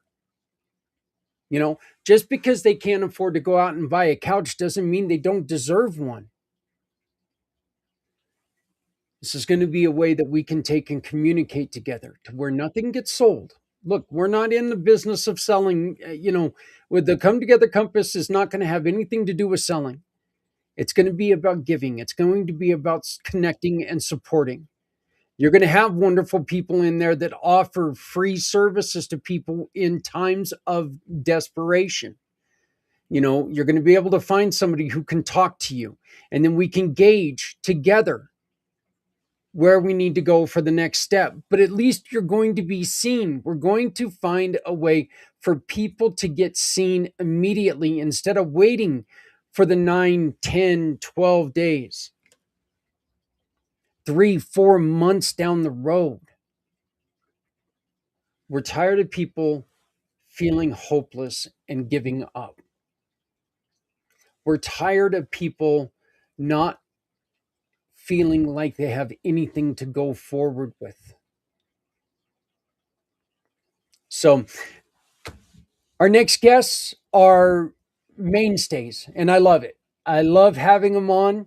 Um, I will say this gentleman's story for the Christmas event, Miracle of the Season, still to this day, I'm getting comments about the depth and the heart of his story, and you know I think it added a lot, and I think it proves what you can do if you don't give up. So I'd like to first bring on Suzanne Simpson. How are you doing? I'm doing wonderful today. How are you? Well, we are now 11 and a half hours towards the end. So, Wow, it's a long marathon. yeah, hey, almost halfway there. Here in 30 minutes, I'm halfway there. So, but everything's moving along. And also joining us right now is our great friend. His show is the second Wednesday of every month, Mr. Les Simpson. How you doing, buddy? I'm doing great. I thought that was interesting before. In fact, how is that different of what he's doing? I only caught the last of it. of because when we downsized, we gave a lot of stuff away through a Facebook program. What's it called, Suzanne? Facebook Marketplace. Yeah. No, We the didn't give it freebie. away. We actually sold it. Yeah. No, the giving away Oh, through. that was through the veteran group. Yeah. No, you had people pick it up at our Oh, porch that was all a the time. free Facebook group that was for a no zero sell. Like a Right, right. What did it called? What was it called? I'm not remembering. Yeah, see, Okay. we've actually got an app here in northern Colorado called Greeley Free Site or Okay. something like that. Yeah, what we want to do though, Les, is we want to make sure we're working real hard to make sure that people aren't getting scammed because unfortunately a lot of times, and with Facebook being like an open platform, there's a lot of potential and it's easier Oh, for sure, sure. people to scam them. And one of the things that we're really trying to do is we're trying to make sure that people understand, look, when you do this, you make sure you never go anywhere alone. And if you were the one giving 100%. stuff Yep. away, you don't invite people over to your house unless you've got someone with you and a neighbor watching. Okay. Sure. You make sure you are protected at all times Yep. because we're very conscious on that. Look, am I naive enough to think that bad things aren't going to happen? Unfortunately, that's just kind of the way of the world right now. Yep. But if we can take every step that we can to support people in every way, if we can keep some of these good items out of landfills, if we can Oh, help sure. families along the way, let's do it, You bet. and we can take this program that we're building and really turn it into something special like that. So, Yep. Yep. but so Susan, let's start with you today. And let's I know that you are a psychotherapist, correct? Correct. Hmm. Correct. What are some of the things that, and I know that you cannot be specific, but in the world that we've got going on right now, what are some of the things that people are really struggling with? I think that a lot of people today are concerned about the world and where we're headed, and they get consumed with maybe the politics of what's happening and get depressed. So Yeah. depression is anxiety is part of depression. I think that's what I see. I see people that are they call them stuck. Stuck in their muck, and they feel that they can't move on in life because they have some deep seated traumas that they've never maybe had to face. So that can create a lot of stress. Some people don't have purpose. They don't feel like their life has purpose because their career path has sort of led them to a dead end, or they don't really know themselves. They don't feel secure in their worthiness. I know one of the things that with the politics in general, and this is just it's I'm trying to find a nice way to say this, but I can't.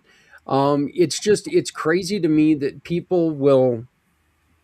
they'll believe anything that's thrown out there. And I've talked to people before. It's like, well, I just want to give up because there's nothing we can do, and the that's not the truth. We've got to do something. We've got to do something about all of our problems. Once again, if we could work, there's no reason why we can't help everyone. If we work together, there's no reason why. And look, we're never going to have a government where everyone gets along. That's, sorry, hate hate to disappoint you, but there's never going to be a government where everybody's going to go, I like this guy. Okay, it's just not going to happen. So, you know, but what are some of the things that we can do that we can do to help other people that are falling into those feelings? Well, I think, it's kind of the old saying is what you focus on grows bigger. And so I think that when people focus on the news, that, we don't even know what we're getting half the time, because the media is, it can be misconstrued. So I think, you know, focusing on things that are going to give you uplifting thoughts, gratitude is very important to have. It actually, they've done studies that it opens up the frontal part of the brain and allows the person to feel more connected to others and themselves and God. So I think, that's important. I think if you recognize that you're depressed, I think you need to seek some help because usually there's some underlying issues that you haven't discovered, and that maybe all this political thing is disrupting something inside you. Why are people so opposed to accepting help and seeking help? Yeah. Well, that's a really good question. I think, there's self sufficiency. People think I can do this on my own, Yeah. or they don't want a stigma against them. But I mean, gosh, you know, if we don't get counsel, even the Bible says seek out a number of counselors. So I think, we're to be dependent on people that can maybe have taken us through those problems, or maybe have been through the problems themselves, is what I meant to say. And then they can best steer you. So I think financial is a concern. A lot of people feel like they can't afford it. But I will say this: some of the methods I've learned are short term.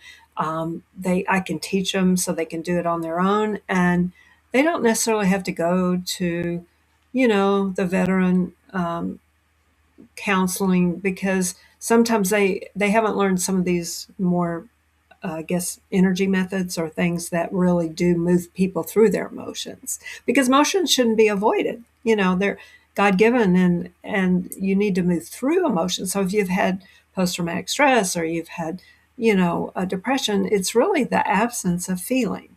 And that's what I think people need to understand, that it's not, you're not going to be stuck in it. You're going to be stuck in it if you stay there, if you don't seek out help. I'm going to ask you a question, and I'm going to ask you to correct me if I'm wrong here. Um, are insurance companies, should they take a majority of the blame because they are making it impossible for people to seek help? Oh, absolutely. I mean, if you don't have a good job and have insurance coverage, then you're kind of feel like, you're at the mercy of insurance. But I think our system is probably archaic in that they don't really deal effectively anyway with emotions and how to deal with trauma. It's more, how do you manage your life? It's more crisis management. And then if you don't have insurance, you're, like I said, you don't have maybe the financial resources. But there are ways to get, counseling without having to depend on research, on the, insurance. Well, let me ask you, just for the benefit of everyone. Can you share with us some of those resources, please? um well, through certain churches offer Mhm. some free counseling. Some ministries offer what they call deliverance ministries, but they're for Christian mostly, but not necessarily. So I have a handful of those kind of resources that I can refer to. Um, and then some people offer sliding fee scales, which is very helpful if you can't, maintain a high level fee. Um, there are I think it's more just finding like support groups out there. There are support groups for people that have PTSD or have depression or codependency or alcohol problems. And I If know I that. might mention something here, Yeah, yeah, please, Les. uh, if you're a veteran, if you Google free EFT sessions. There are quite a few organizations out there that offer free ones, especially 5. And emotional freedom technique is a huge, successful technique for people to learn to do with themselves, but especially, give you an idea because I was studying to be a consultant in it, and I decided not to continue it because I'm the type of person that wants to give a person how to fish rather than the fish. And EFT has a lot to do with giving fish all the time. But emotional freedom technique. If you're a veteran, I just Googled it. There's quite a few organizations now that offer, like EFT Universe, the one that I was studying, they offer free 5 sessions to the veteran and the spouse. And give you an idea as far as trauma on that, when I was studying it, everybody that comes back from war and has trauma, there's one of 2 reasons. They either did something they felt they shouldn't, or they didn't do something they should. And that's the 2 definitions of trauma. And there was one veteran that every single time a loud noise happened, he had to dive to the floor. And he woke up at night with screams and everything else. And this was 30 years. And he went to an EFT workshop. And what we found was when he was on patrol with his friend, they made a joke and decided he was on the right side all the time and his friend was on the left. And they decided, well, we're going to switch it this time. Well, that's the day that his friend got his head shot off. And he blamed himself for that. And what this does, EFT, is it brings in grace and peace from the Lord to solve those problems. And now there's some of it that actually calls it that. There's some of them that doesn't. But Christ is the only one that can give that resolution. And so anyway, once he found that out and was able to get peace from that, within 3 weeks, his wife and I was back together, and he had a normal job. And 30 years it hadn't happened. So if you're a veteran, you can get free EFT sessions just by Googling it. But EFT Universe and a few others I just Googled, which is huge for helping any trauma. And it can actually take you out of fight or flight in 3 minutes' time. Les, I'm going to ask you a question that I think a lot of people who are not spiritual have always wanted to ask, but I'm not sure if anybody has ever asked it. So I Sure. could sound like a complete fool here. I could sound, this could go a lot of ways here, but what is it about the concept of God? What is it about the concept of belief in the Lord that helps people deal from day to day? What is it about their belief in the Lord that helps people out? Well, it's the same thing as Alcoholic Anonymous. They have to agree there's some type of force above them that knows what they're, how to help them. And then that force, some people call it God, some people call it the universe, different Mhm. things. But once they understand something's above them that knows more than they do, that's when the healing can happen. Because unfortunately, we're taught in school and everything else be individuals and to be number one and push the other person down and so forth. And that's not God. And so that's one of the big things is once a person really submits to the fact, and some people have to go all the way down. I know I did. I was ready to commit suicide at 17. And that's when the Lord stepped in and, said, I'm here. And Yeah.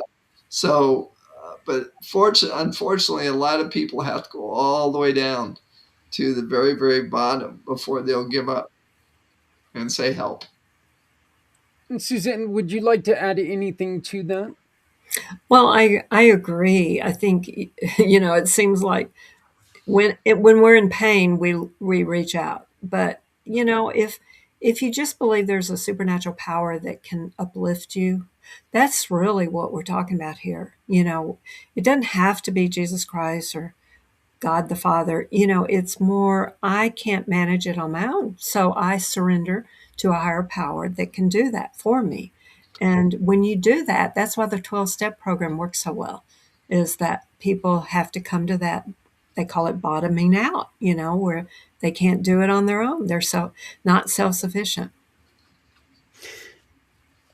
I think it's I think it's kind of funny the way that that you both just explained this, because I've said for a long time, and I am not a religious person. I'm a very spiritual person.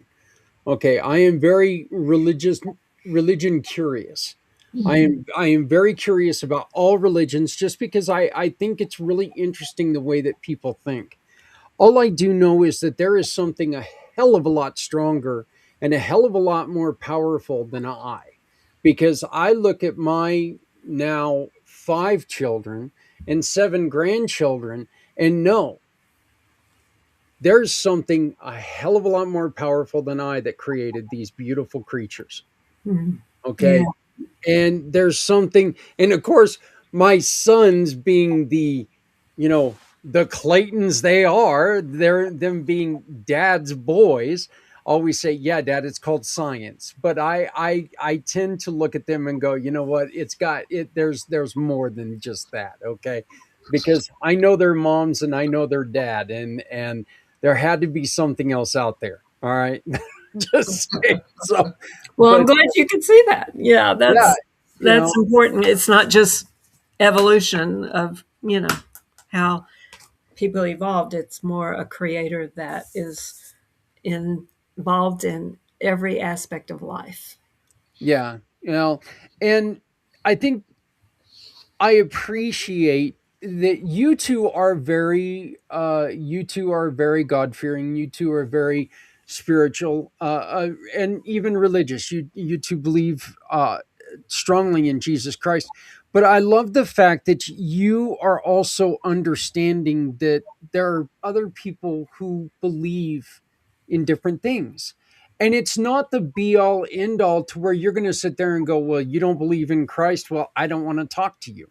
And I think that that is one of the things that is hurting people today Yeah. is, well, I can't talk to this person because if I don't believe in, you know, if I don't believe in Christ, they're just going to tell me I'm wrong. And that's how my problems will be saved, is if I just believe in Christ. And I think that puts a lot of people off right now. Hmm. Yeah. And what would you say to the people who are trying to force, and I don't want to just say Christians, I want to say anybody who wants to try to force their beliefs down on someone?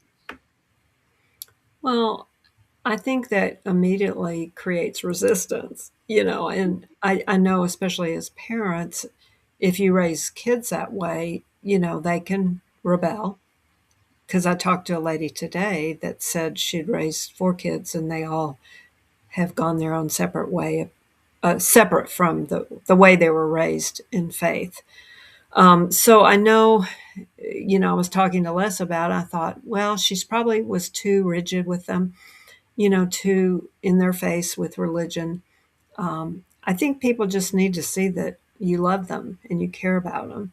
And we do that in our family, with Les's daughter and her kids. And the kids are starting to come to us, and ask questions and say, can you pray for me for this? And I think it's just because we've been consistent to care about them.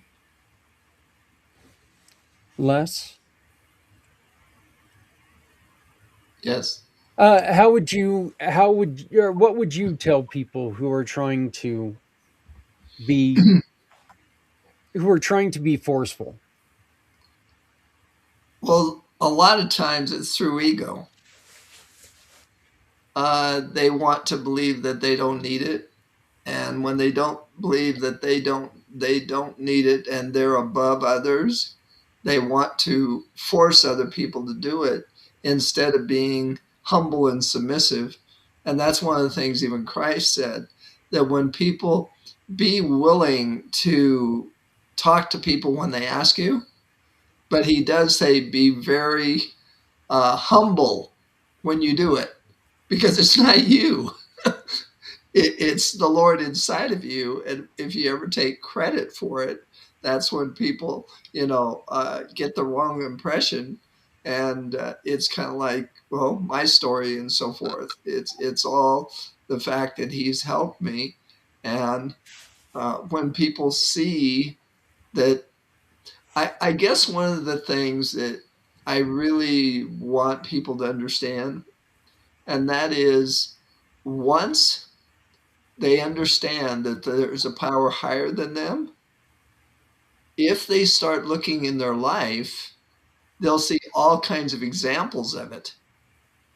And then they can start understanding, okay, somebody's been looking after me for a long time, way above my ability. And it might be the fact that the car accident was avoided by 10 inches. It might be the fact, which I think it's absolutely unbelievable, when a forest burns down and one house is in the middle of it and didn't get touched. Yeah. I mean, Yeah. that's grace. And Yeah. it's just like on the big Thompson flood. I knew some people that had a house up there, and it pushed a tree, tore it down and pushed it 5 feet from their front door, and then it stopped. And so, I mean, if that isn't grace, it's something far beyond that we can understand. But that's one of the things, when you start opening your mind to see that, there's a book out called Small Miracles. And if you look at the small miracles, in fact, that's one of the things we were actually talking about many years ago. I was very angry at the Lord because nothing was coming my way and I was looking for miracles. And one morning He said, look at the small things. And when I started doing that, you see that there's a power far beyond you every day. And then once that happens, and we can see how, I think that the biggest thing that people are afraid of, which is unfortunate, and that's one of the things EFT teaches you when you're tapping and you're talking to this power that's far beyond you, is you get to have the best friend you ever had. That's the big thing. The best friend that you can tell everything, but the best friend that has the ability to change you and the universe and so forth. If you want to call it universe, He doesn't care. He built it. The if you want to, the step of the universe is in charge of everything, no problem, because it is goes through that. So if that answers your question. Yeah. Yeah. What Why is it that it takes, and you just mentioned this, why is it that it takes people hitting rock bottom to find the Lord? Well, I think we're just self-sufficient people. I think you see that throughout all society. People want to be their own boss and take control, I think until they recognize I can't do it on my own, that's what I see usually. But I think it doesn't always happen that way. I don't think for myself. I think I was depressed and I felt like I needed to find something to help me live my life. And my parents would say, well, you need to read the Bible. And I would like, well, I don't understand the Bible. It's like an ancient book of history. But I just found that I needed a relationship that could help me have hope and encouragement and reclaim the unworthiness that I felt inside. Okay.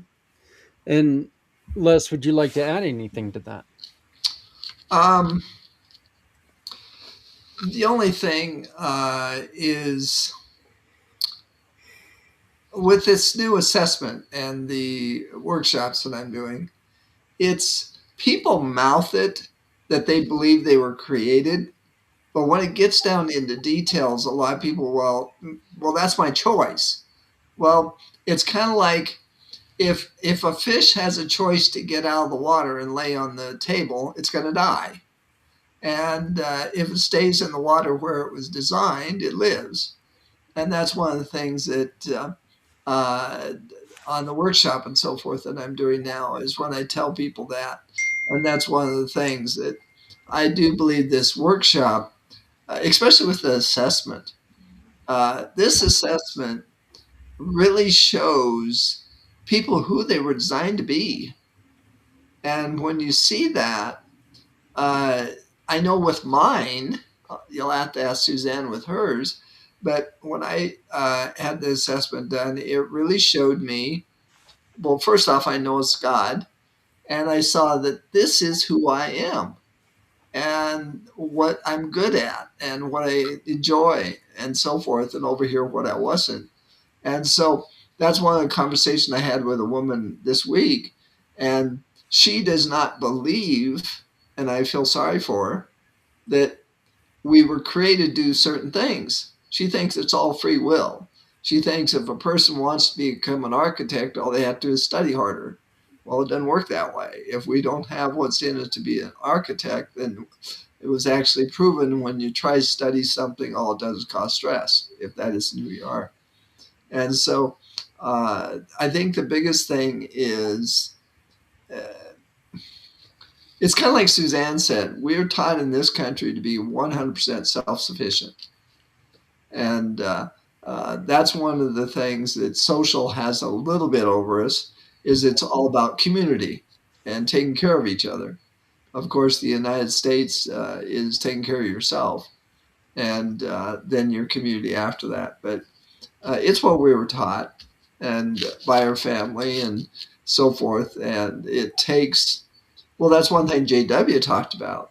Mm-hmm. Even once people start understanding the way their brain was, what every single, he said, little kids, their brains are open to all this stuff because that's who they are.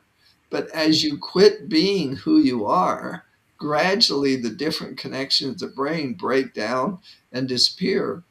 And so when you learn this new stuff, it takes a while to rebuild the brain when you start thinking the right way.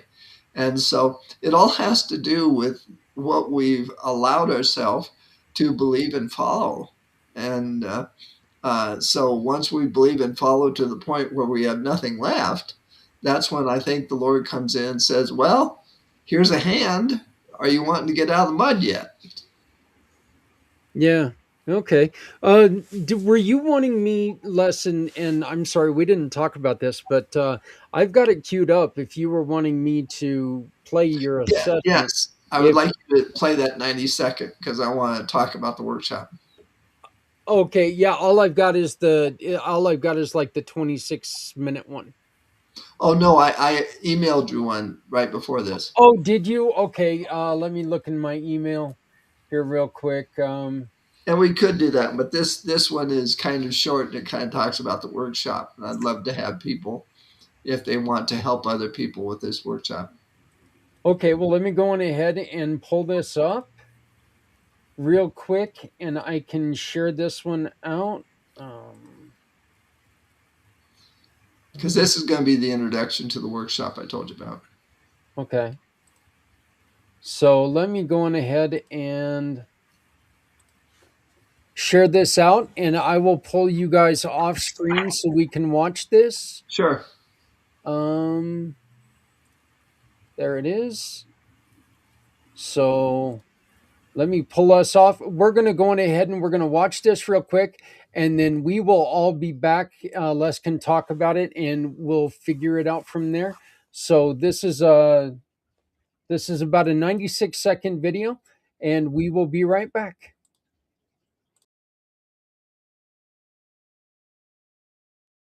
What's our potential?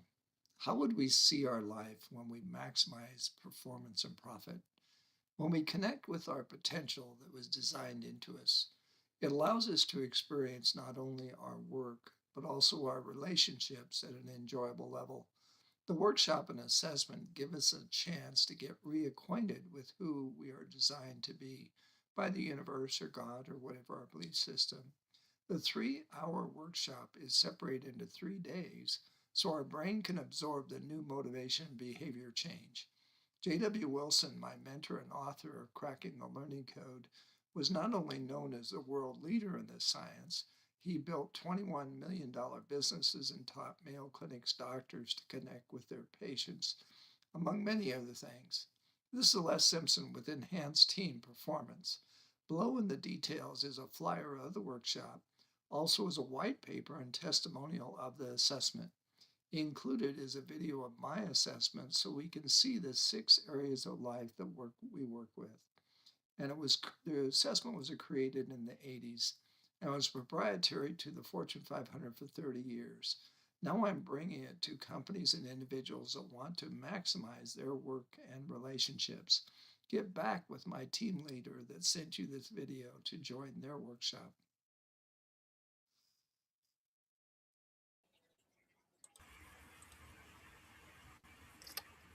Okay. What you want to go on ahead and take it from here, Les, and tell us about what we just heard? Sure. Well, first off, I want to talk about the assessment. Assessment's been around since 1980. And what it does is it shows us 6 areas in ourselves that we work with every day in our work, relationships, and growth. And the assessment, and now I have not yet, I just put this video up. Later, when you go to Zach's website, you'll be able to click this, and then they'll have the links that I just said.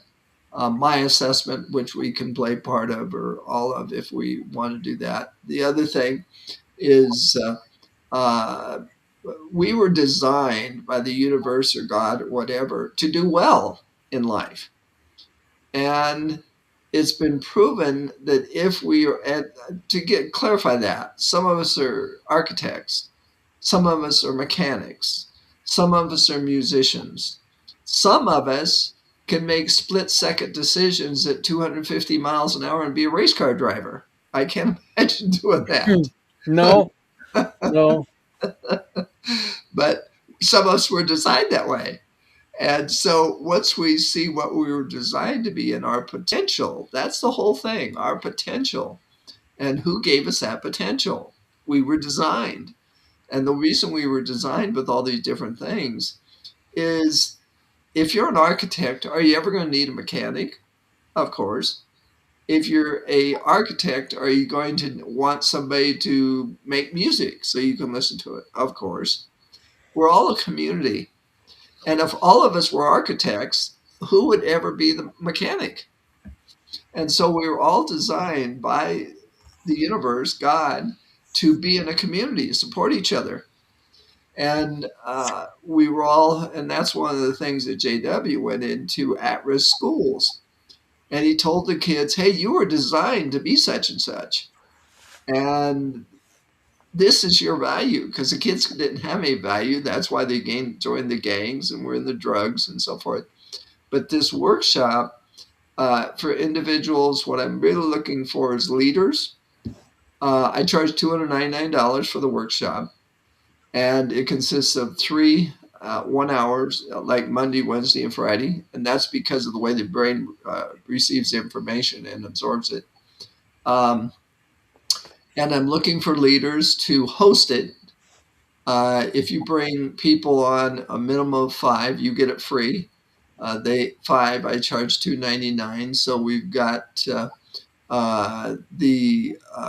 I share $100 with the host, and minimum of 6 people, because this is interactive. This is not a presentation. This is a workshop where I'm going to get people connected with their emotions. And once a person's connected with their emotions, it goes long term. And then if you get 10, then of course you get 900. And if you get 20, that's the max it goes because it is interactive. Then you'll have $1,900. But the other thing is, once I get that up there, I want you to read the white paper. I want you to look at my assessment, because people need this. People need to understand that they're created and they have a spot in life. In fact, JW told me that 60% on jobs are looking for another job because they're not fulfilled and they don't understand who they are. So anyway, that's what the workshop is going to be. And then once a person sees, we're also going to cover the 6 areas of what the assessment does, what we actually are designed inside to do, to create. And I'll give you those 6. First off is, where do we belong on a team that's either building a product or solving a problem? And by the way, that team might be your family. This is not just for work. The Fortune 500, and I want you to really listen to this. The Fortune 500 employees use this for 30 years. And once they found that this assessment allowed them to get along better with their team, because now they saw their value and their potential, then they had their spouse take it. And they said it saved hundreds of marriages, because now the spouse was able to see something about their other spouse that they, first off, they didn't believe, because they thought the person just wasn't trying hard enough. And they found out it wasn't part of them. And so it's for all relationships. In fact, the assessment is designed for 16 and up. So you have teenagers that would love to let you see their value of who they really are inside. And so anyway, it can be used for leaders, HR consultants, because I want to get it back into the bigger companies, executive recruiters. And if you want to partner with me, he's got the information there. And you can host it and bring in people, and you do the hosting. I come on, and next month I'm doing it for the San Francisco Chamber. Because another thing it does, this is a video assessment. We tell all about how to read it and so forth. You've heard of the DISC and you've heard of the Myers-Briggs. Those are 2 assessments. Now you look at this, okay, this one sounds neat, this one sounds neat. How do I combine them? And ours takes 6 areas in our life into effect and actually shows what job we should be doing, what we shouldn't be doing, what team we should be on, if we should be working in quiet or a bullpen. It tells it all. And so the assessment everybody should have, because it really shows who they are, their potential, and where they can go. And so that's the third part of it. That's the first part. Where do you fit on the team? Are you the idea person? Are you the person that takes the idea to what we call a prototype? It's actually usable. The next one is, do you take the prototype and make it a sellable item where it's out there? And once it's out there and being sold, okay, how do we make it better? That's a refiner. And once everybody has created this and it's doing well, then we need a maximizer, which makes everything run smooth all the time. Okay. Now, once a person determines where they're on the team, now it is how they interact with people. There's a director, there's a persuader, there's a cooperator, and there's an analyzer. The director wants to get the job done. So the persuader works with the director to help other people do it. And then the cooperator wants to get everybody together to do it well. And the last one is the analyzer says, no, we got to follow all the rules of doing it. So it takes all 4. And the next is the temperaments, how they receive information, how they work with others, and how they develop the information into a answer or a solution. Those are the 3 outside. Then we have 3 inside. The big one is why. Why do we do things? Well, there's 18 different things that we do. Like one is persuasion. One is developing something mechanical. There's 18 different things that we have why. And okay, let's say I want to develop something mechanical. Then I have to figure out, okay, do I have interest in cars? Do I have interest in repairing a jet? Do I have interest or whatever? And so that's the next part that we tell what has been built into us. And the last part is the ability.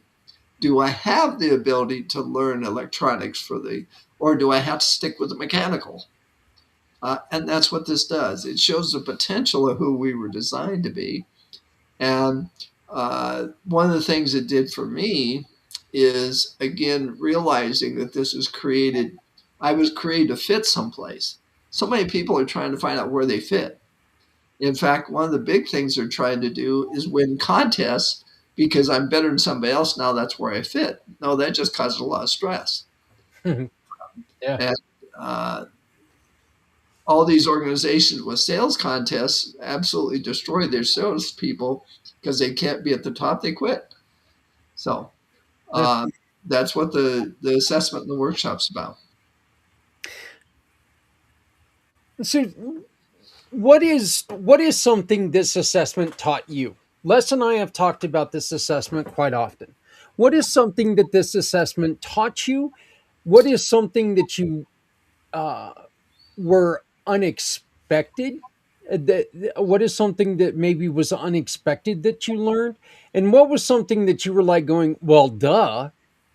So Right. those are the three questions I got. Something that, well, of course, something that was unexpected, and something that just really shocked you. The one that was unexpected is I'm not the idea person. When everybody's coming up with all these things. Now, it doesn't mean that, let me clarify. I, of course, can see something and say something should be made, but I have no concept how to solve a problem until I see something abstract, something to look at. I'm not the idea person. Once they develop something, I'm the refiner. I'm going to find out the best way to improve it. That kind of, because I'm not the person that invents out of thin air. I'm not the idea person. I'm also not the designer that brings it to a prototype. I do have some developer in me, which means I can bring it to market and then the refiner. The part that's really showed me with all of my experience that was, oh yeah, of course that's me, is I can be the leader of any group that is a creative problem solving. Uh, the That's me. Put me as a leader in front of a bunch of people that want to figure out how to solve a problem. I'm the leader there, and the other one that what was the third one? Uh, Something that surprised you, or just something that it taught you that you had that you would always let's change it up a little bit. Something that surprised you, or something that you kind of knew but you were questioning, and it reaffirmed in your mind. Okay, this is the one that Suzanne wished I was different. Uh, I like this. She perked up on that. I'm absolutely excellent with working people on the job. Suzanne wished I was excellent working with people socially. I'm not. I'm the job person. I'm the get things done person. And she wished I was able to go out and get a lot of people socially to do different things. And so that's one of the things that she found out about me. And the other thing she found out was she wants me to be able to connect into people's emotions socially and so forth. And she found out that that's not me. And when she talks about how she can go into a room and read all of the emotions of people, and she had talked to him about that, and he said he just doesn't have it in him. And so hopefully that helped her to realize that what she's been a little disappointed with our 24 years of marriage is just not me. Honey, do you want her to talk about hers? Yes, yes, I would love to hear what she has to say. Like I said, you and I have talked about this quite a bit. I'd love to get the I'd love for Suzanne to talk a little bit about what she's learned.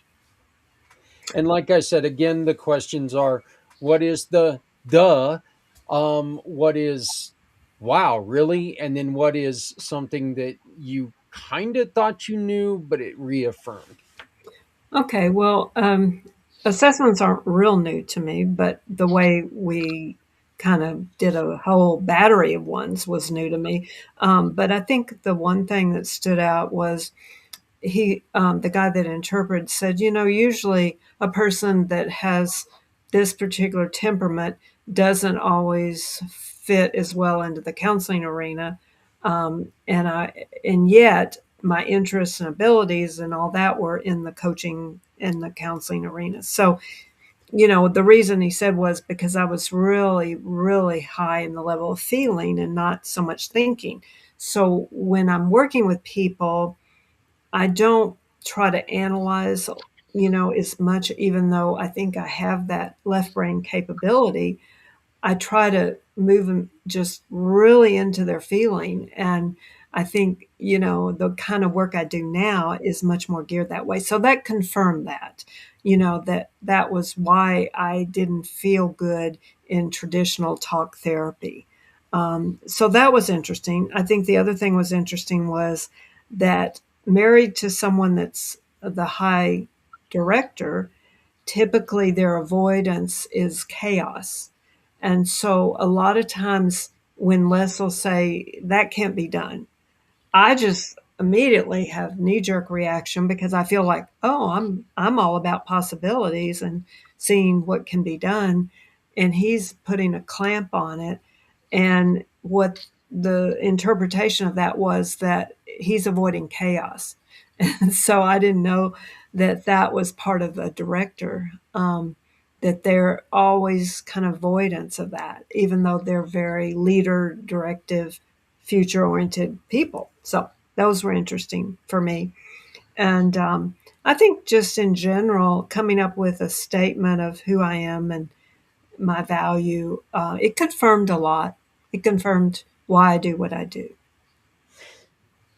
You you both have talked about something that is shocking to the other person.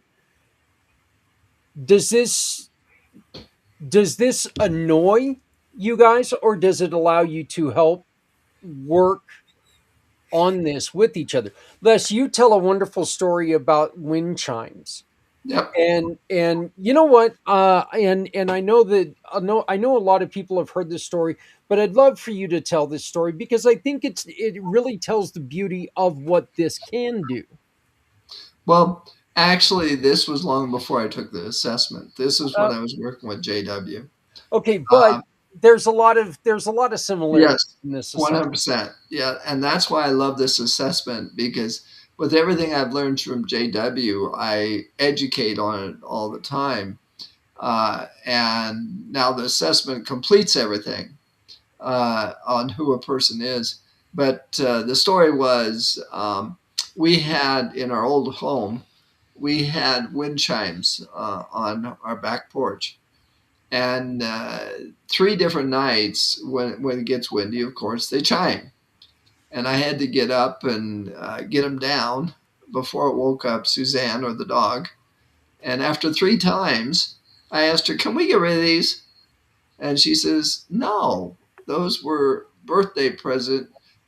And then once I understood how important it was, because see, I one of the things that JW has put me on the path, we were designed to get along with each other. We were designed to connect into the meaning network, what was meaningful to the other person. and that is our value system. And so once I've understood that we were really supposed to connect to others, the I've listened for ways to do it as long, especially ones that doesn't take much effort or sacrifice.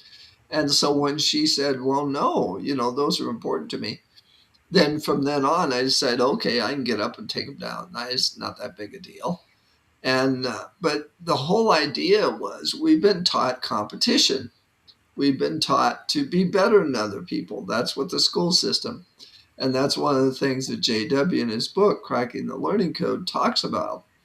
Is first off, our education, both the public and the business education, is very antiquated.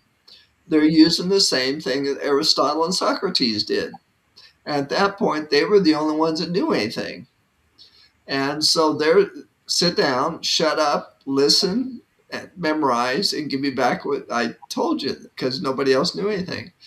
They didn't allow anything for individuality or emotions or anything else. And so our public education system, when we go in, as kids and so forth, we've loved bugs, we've loved the sky, we've loved everything. And when we go into school, they sit us down, they give us a book, and they say, "Now we have a curriculum we got to get you through in 12 years. And we don't care about your imagination. You're going to do what we say. And if you do, we're going to give you good grades. And if you don't, we're not. We're going to give you bad grades." And then other people in class that have good grades, are going to think less of you, and you're going to think better than the people that does. So it's completely competition against each other. And so, but the brain wasn't designed that way. It was designed to be part of a community. It was designed to help each other out. And so that's one of the things when I read this and heard from JW and listened to his talks, uh, and he had a lot of personal meetings with me because he saw right away that I was getting it. And so after 3 weeks of studying it, his course came out and I started studying it and talking to him and so forth. It was only 3 or 6 weeks when this came up with the chimes. And so when she said that, I realized I could hear it in her voice. It was important to her. And so it wasn't much big sacrifice for me. So if that answers your question. Yeah, it does. And And by the way, Suzanne is the same. She's in the last year or two, she's acquiesced and tried different things that she hadn't done before.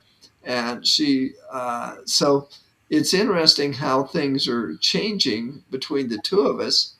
And I explain to her all the time what I'm learning, which goes along with her psychotherapy, but some of the is far beyond that. And even on the EFT, when I was being certified in it and so forth, I was expanding her understanding of a lot of the EFT.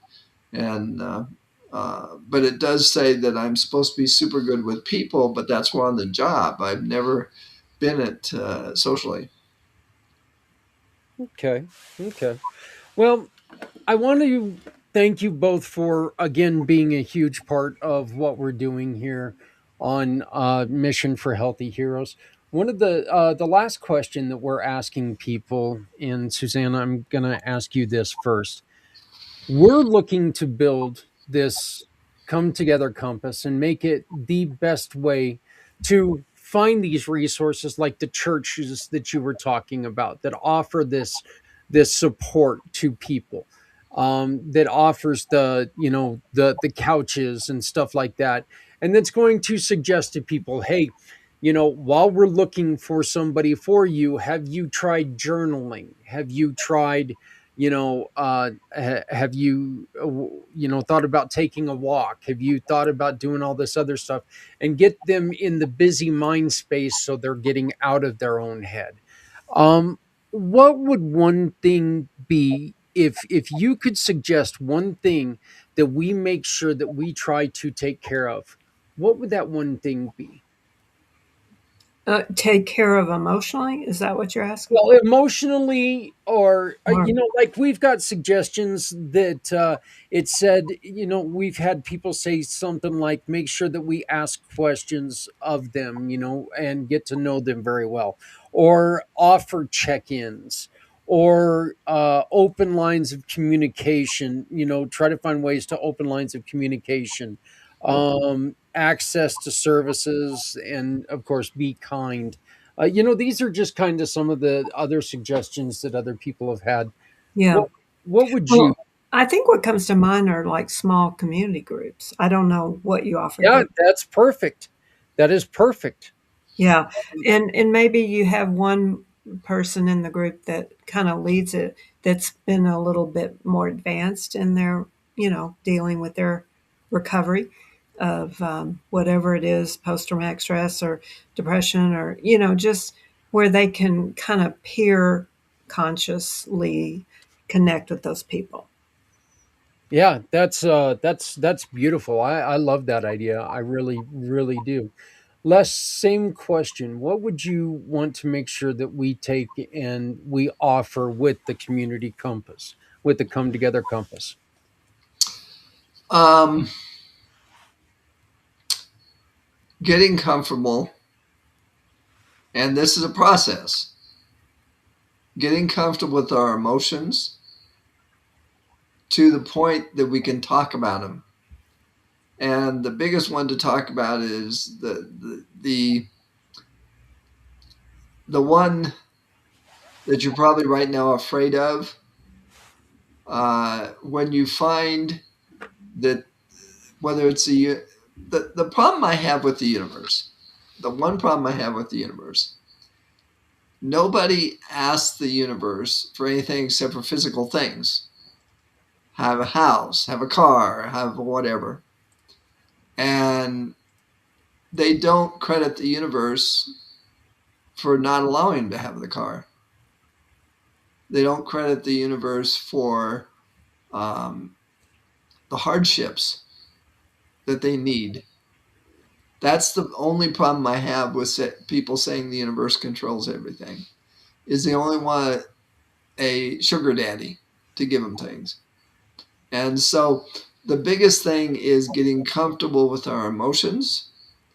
And by the way, anybody can go to Amazon and buy a book on EFT for $10, um, and start learning the emotions inside yourself. Um, that would be the big one. Plus the fact that, and um, there's another book by Nathaniel Brandon. If you could hear what I cannot say, it's sentence completion technique. And it really goes into all the hidden emotions inside of us. So the big thing is ask for help to get comfortable with emotions and realize it's the only vehicle you have that can allow you to grow.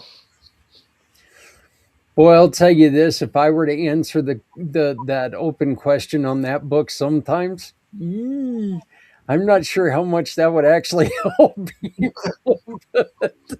But anyway, well, Suzanne, and Les, I want to thank you both so very, very much. Thank you again. We will. I will attempt to try to fit in um, that information about your sorry, I'm dropping the word here, but that I'll try to fit that video in later on this evening, and I'll give some context to it so people understand what we're talking about. But I do want to thank both of you for being vulnerable, and I want to thank you very much for Sure. joining us again this year. And just thank you very much for being a part of the family and taking part in this mission. So, Great. um, but I love and support both of you, and I look forward to talking to you next time. So, Sounds good. all All right, right. Thanks, Mac. thank Bye. you. Bye. Again, you can catch Les every second Wednesday on his show, the Les Simpson Show. And you can come on and you can watch us as we talk more about everything that he was just talking about, and how neurologic, the neuroscience behind sales, and there's so much to it. And and I think the really important thing that that he talked about is how schools, their job was not to teach us. Their job was to cram stuff into our skulls and say, you need to remember this until the final. Then I don't give a damn what you do with it. Of course, you might have to learn it again next year. I learned, and this is personal. This is me saying this personally, okay? This isn't saying this is everybody. This is just me saying this, that I learned.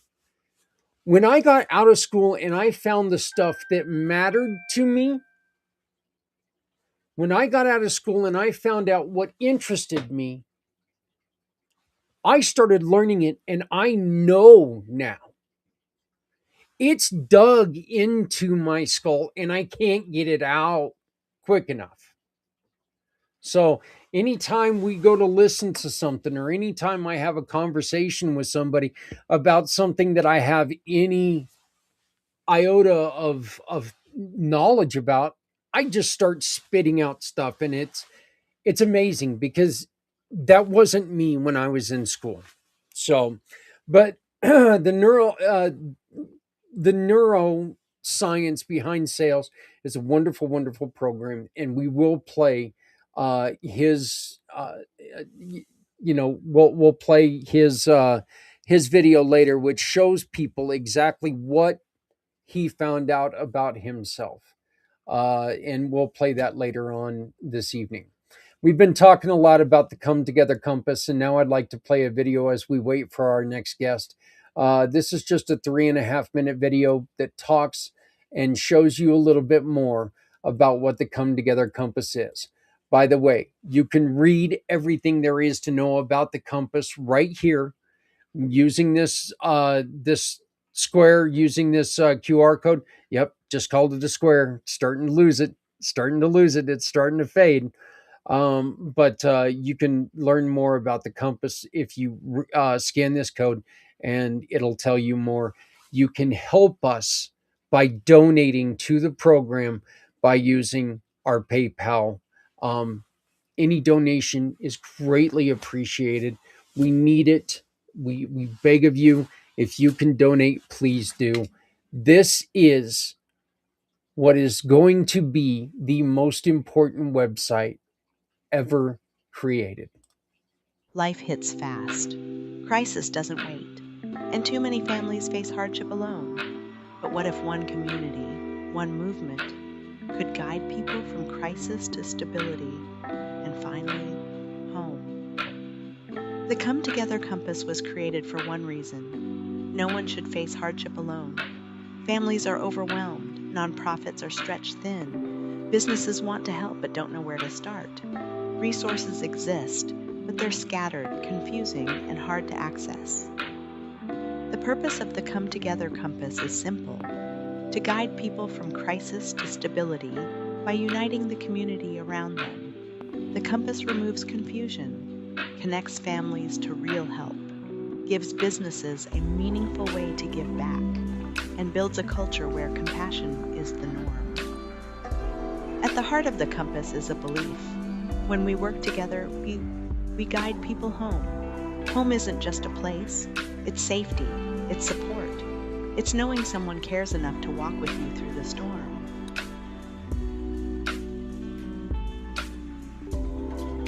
The North Pillar is physical needs, providing real, immediate help. Food, clothing, household essentials, transportation, emergency resources. When crisis hits, people don't need a maze. They need a map. The compass gives them a clear path to support. The East Pillar is emotional needs, because hardship isn't just physical. People need connection, encouragement, and strength. The Compass offers peer support, check-ins, and mental wellness resources. Help that feels human, not transactional.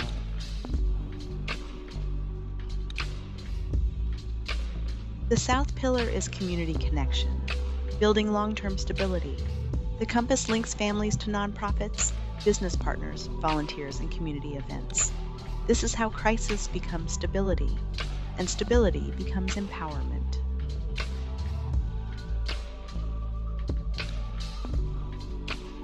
And the West Pillar is the promise of the Compass, the commitment that no one will be left behind. Every family will be met with dignity. Every partner will be valued. Every act of kindness will guide someone closer to home.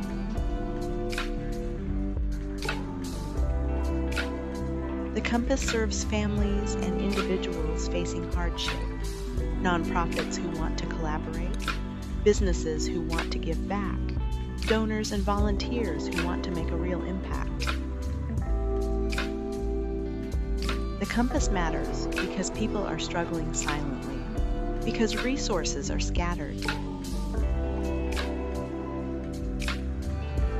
because good people want to help but don't know where to start, because community should mean something. This is more than a program. It is a beacon, a guide, a promise. Join the movement, support a family, partner with the Compass. Help us guide people home.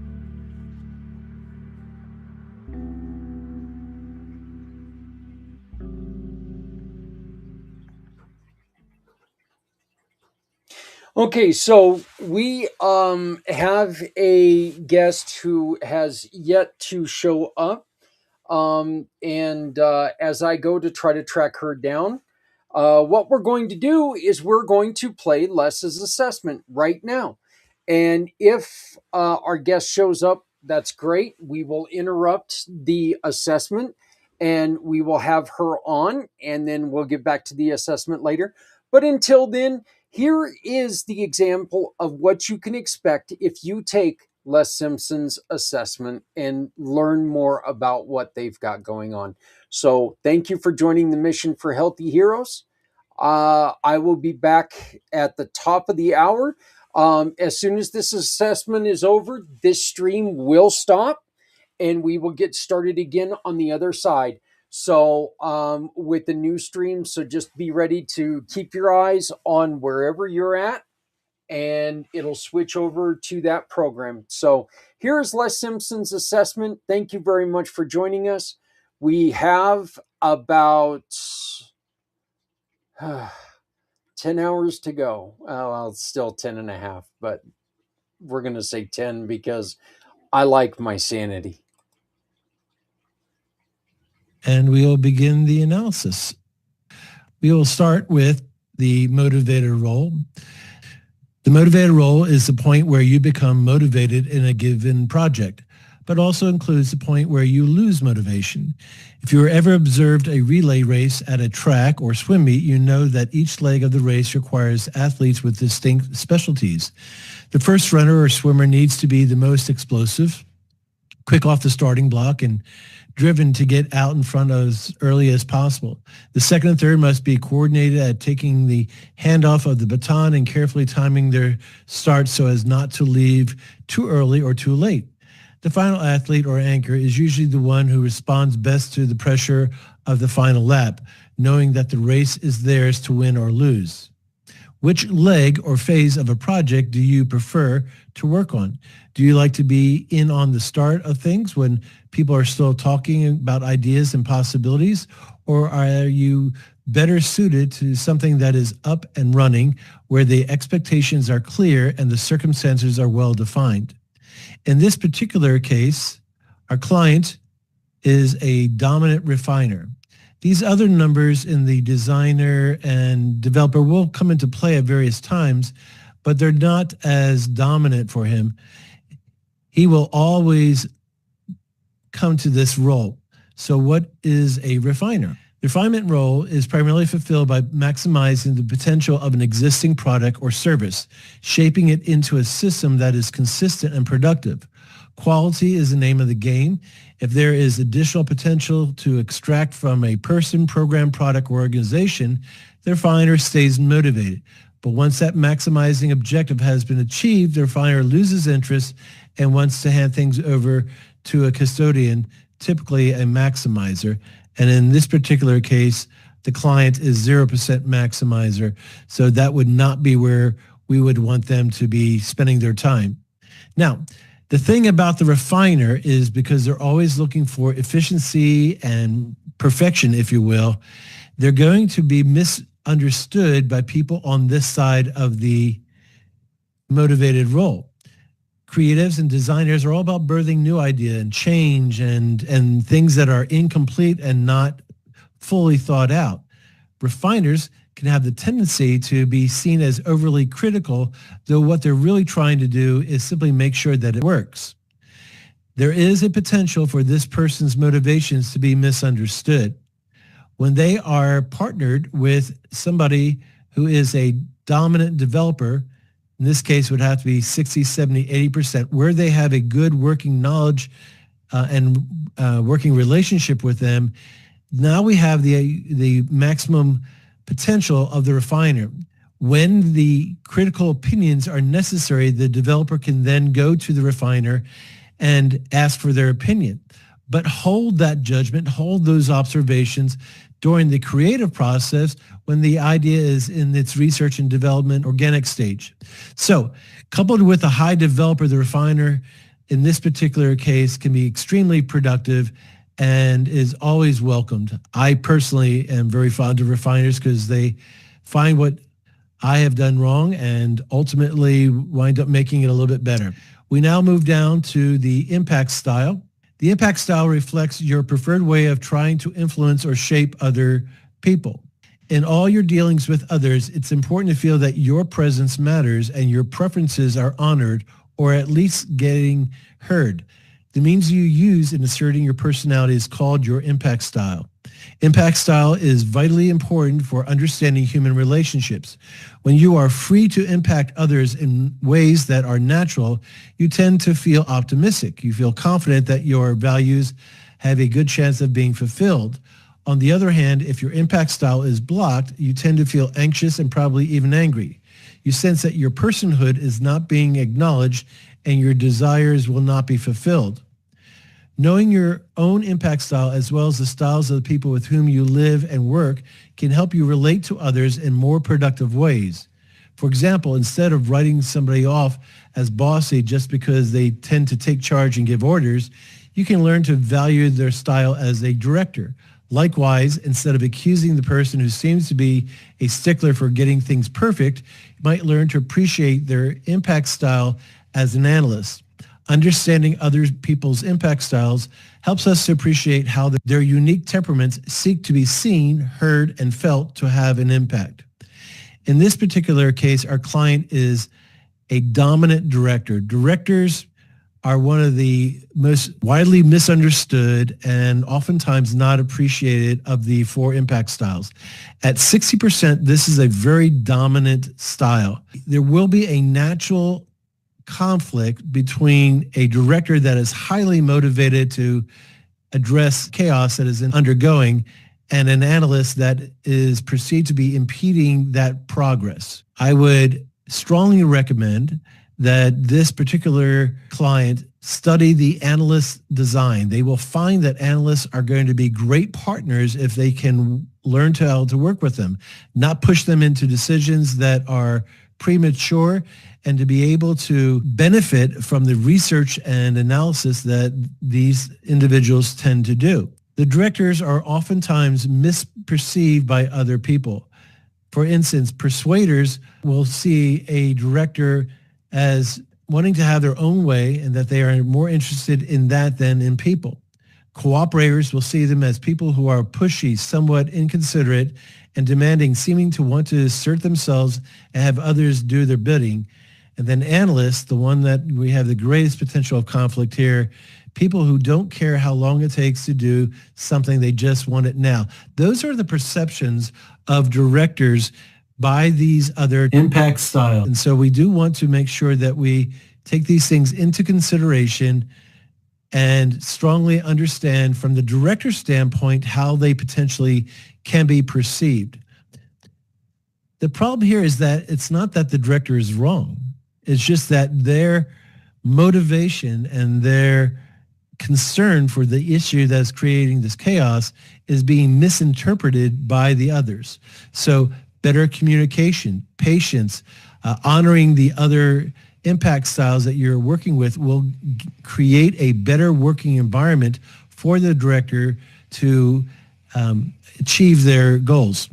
Now, many leaders are strong directors. It's just part of that taking control of a chaotic situation. There are two possible tweaks for a director.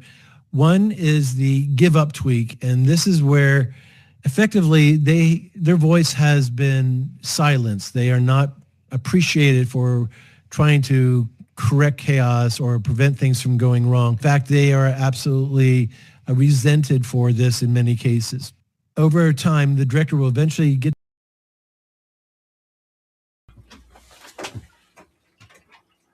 By the way, I'm Pepper. Hey, everybody. I'm back. Our guest has joined us, and I am proud to bring her on. We haven't spoke for a little while. Meg from Dating Tips by Meg. How are you doing? I'm good. I'm sorry. I have us on Teams instead of this connection, so I apologize. That's okay. I tried to send out the invites in time, but unfortunately, because I had a catastrophic failure on my computer last week, it kind of made things a little bit difficult, and I had to take and redo things. But we're all good now. So, I know that we are we're pretty limited on time, and I think what we need to do is take and most definitely reconnect next week, and that way we can tell your story a little bit fuller. But right now, let's tell people what Dating Tips by Meg is. Okay. Well, Dating Tips by Meg was founded because I went through a very bad dating experience and stalking experience. And so now I raise awareness with all sorts of people, but focusing on younger people mainly, but the stalking prevention, seeing the red flags early in dating, toxic behaviors, how to get out safely and know that you're not alone. So a lot of that, just the awareness, having those campaigns and going out and speaking, doing facilitating workshops, anything to just trying to raise awareness and get people's eyes open to what's really going on out there and how to, that you're not alone, that there's help out there as well. What are some of the major things that we need people to really start being aware of? Because people are, I know this sounds a little, I guess, direct, but people are falling into certain traps a little too often now. What do we need to be watching out for? Well, I would say some of the traps that you think are, people are starting to think are normal are the technology traps, where your partner is demanding basically that you share your privacy, your passwords on your social media so that they can see the backside of it. You can kind of control your social media. Also your phone, looking at saying, I need to see who you've talked to all day. I need to see what text message you sent, what voicemails you have, which is not normal. It's not okay, but people are just thinking it's a normal behavior and that everyone's doing it, and it's not healthy. It's in healthy relationships we all have our privacy and people trust each other, so you don't need to see everything they've done. Their word is good enough in a healthy relationship. So, but yeah, there's normal things like this excessive jealousy, the possessiveness, the isolation. Those things are also big red flags, but I think some people kind of feel, they get that internal feeling like, oh, maybe that doesn't feel great for me. But the technology part, a lot of people just think, oh, everyone's doing it because everyone has a cell phone. They must be, having to share their information with their partner. And it's really not okay. All this location tracking as well. There's safety, and then there's just someone just needing to know where you're at, who you're with at all times. And that part goes beyond just a healthy relationship and safety and concern. Right. There's safety, and then there's espionage. Right. Yes. Let's be honest here. What a lot of people think and I brought this up when I started the show at 2 o'clock this morning. A lot of people hear the words domestic violence and they think physical abuse. Right. Definitely. It goes so much deeper. It does. Yeah, I recently did another. I do a lot of speeches on other things that surround domestic violence, and one is that it doesn't have to be physical, and usually it doesn't start with physical, and sometimes it never gets physical.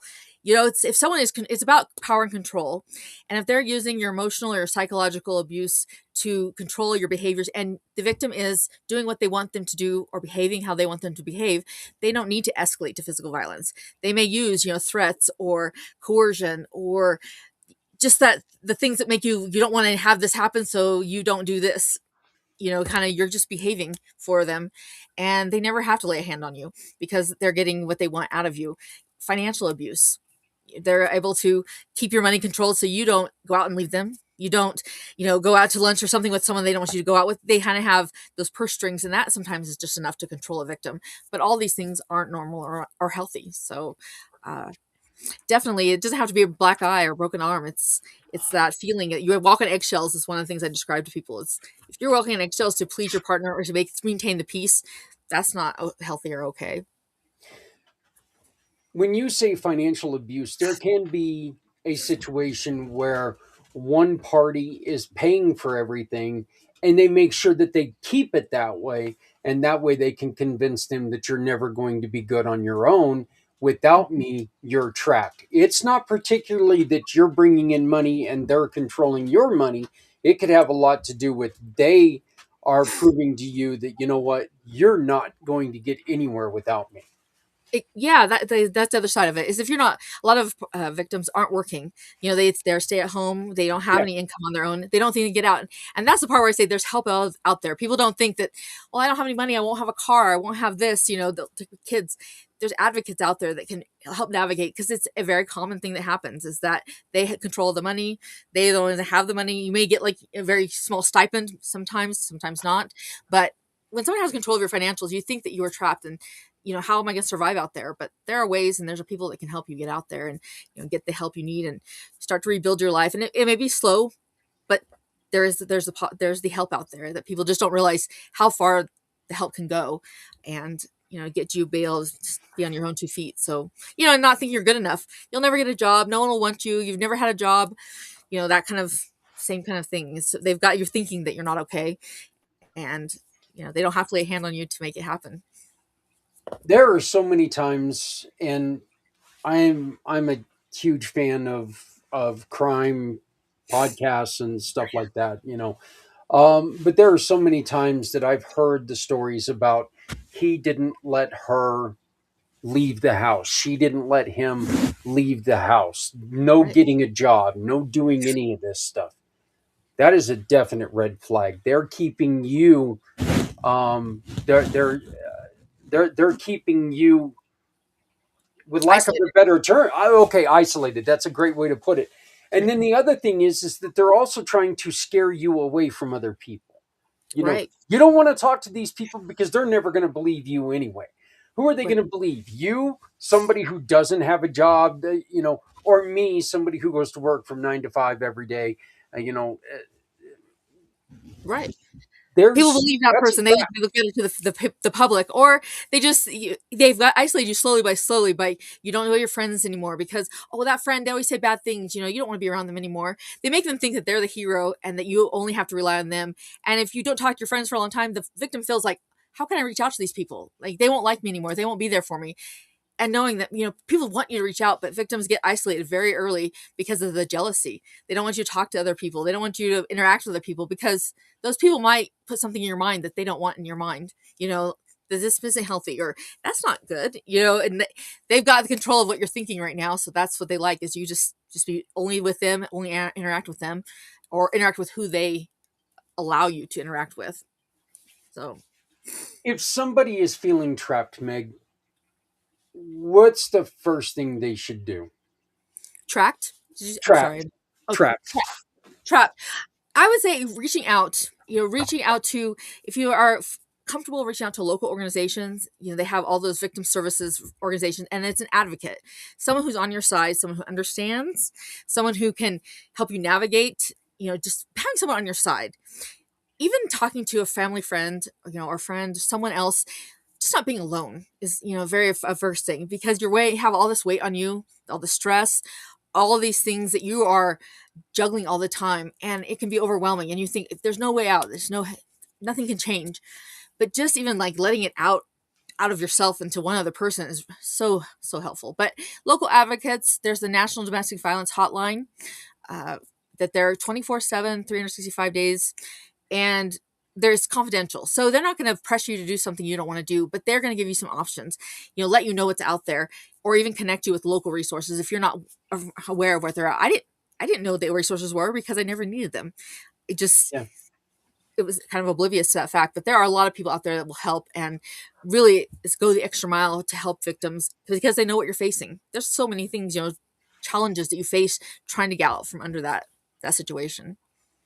Look, it's an unfortunate fact that, good criminals are good criminals for a reason. They know how to manipulate systems, people, programs. They know what they're doing, and they've got it down to a science. Oh yeah. So, but let's go back to what we were just talking about, and you did bring up a good point. What about if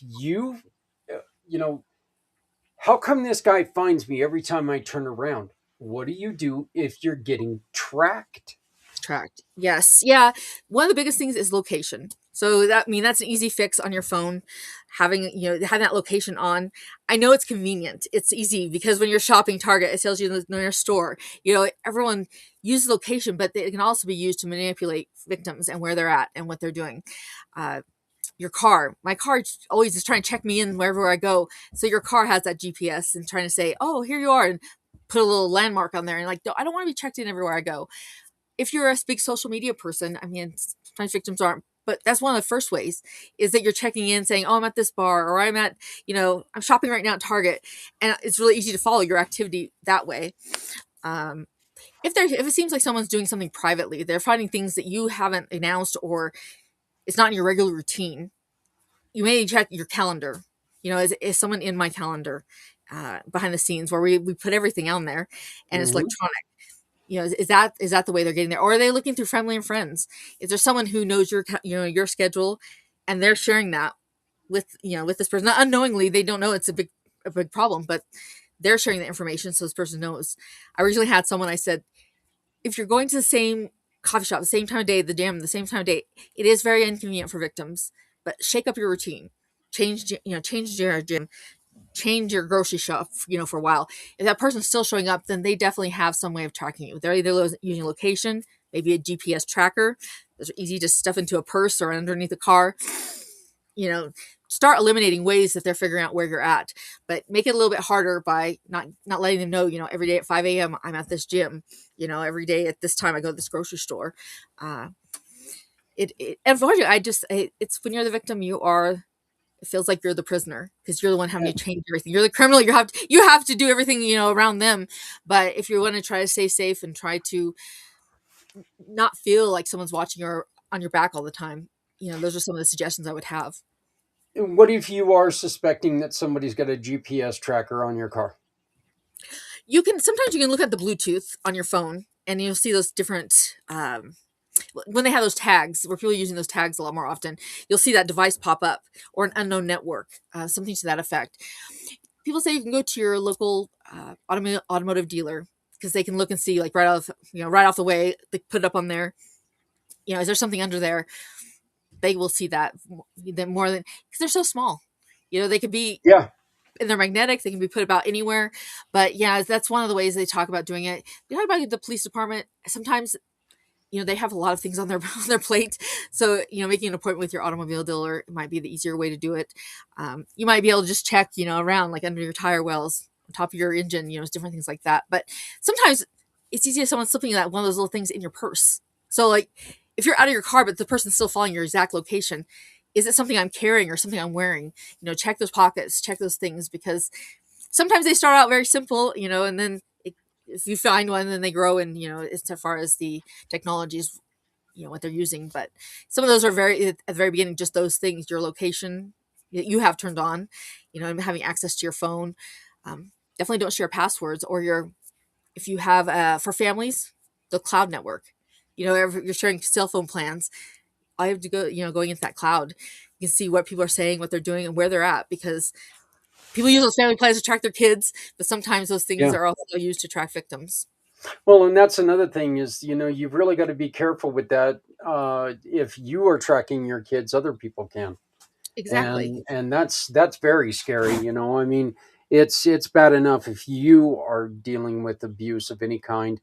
But if they're abusing your kids, look, if they're abusing you, it's gone too far. If they start abusing your kids, it's really gone too far.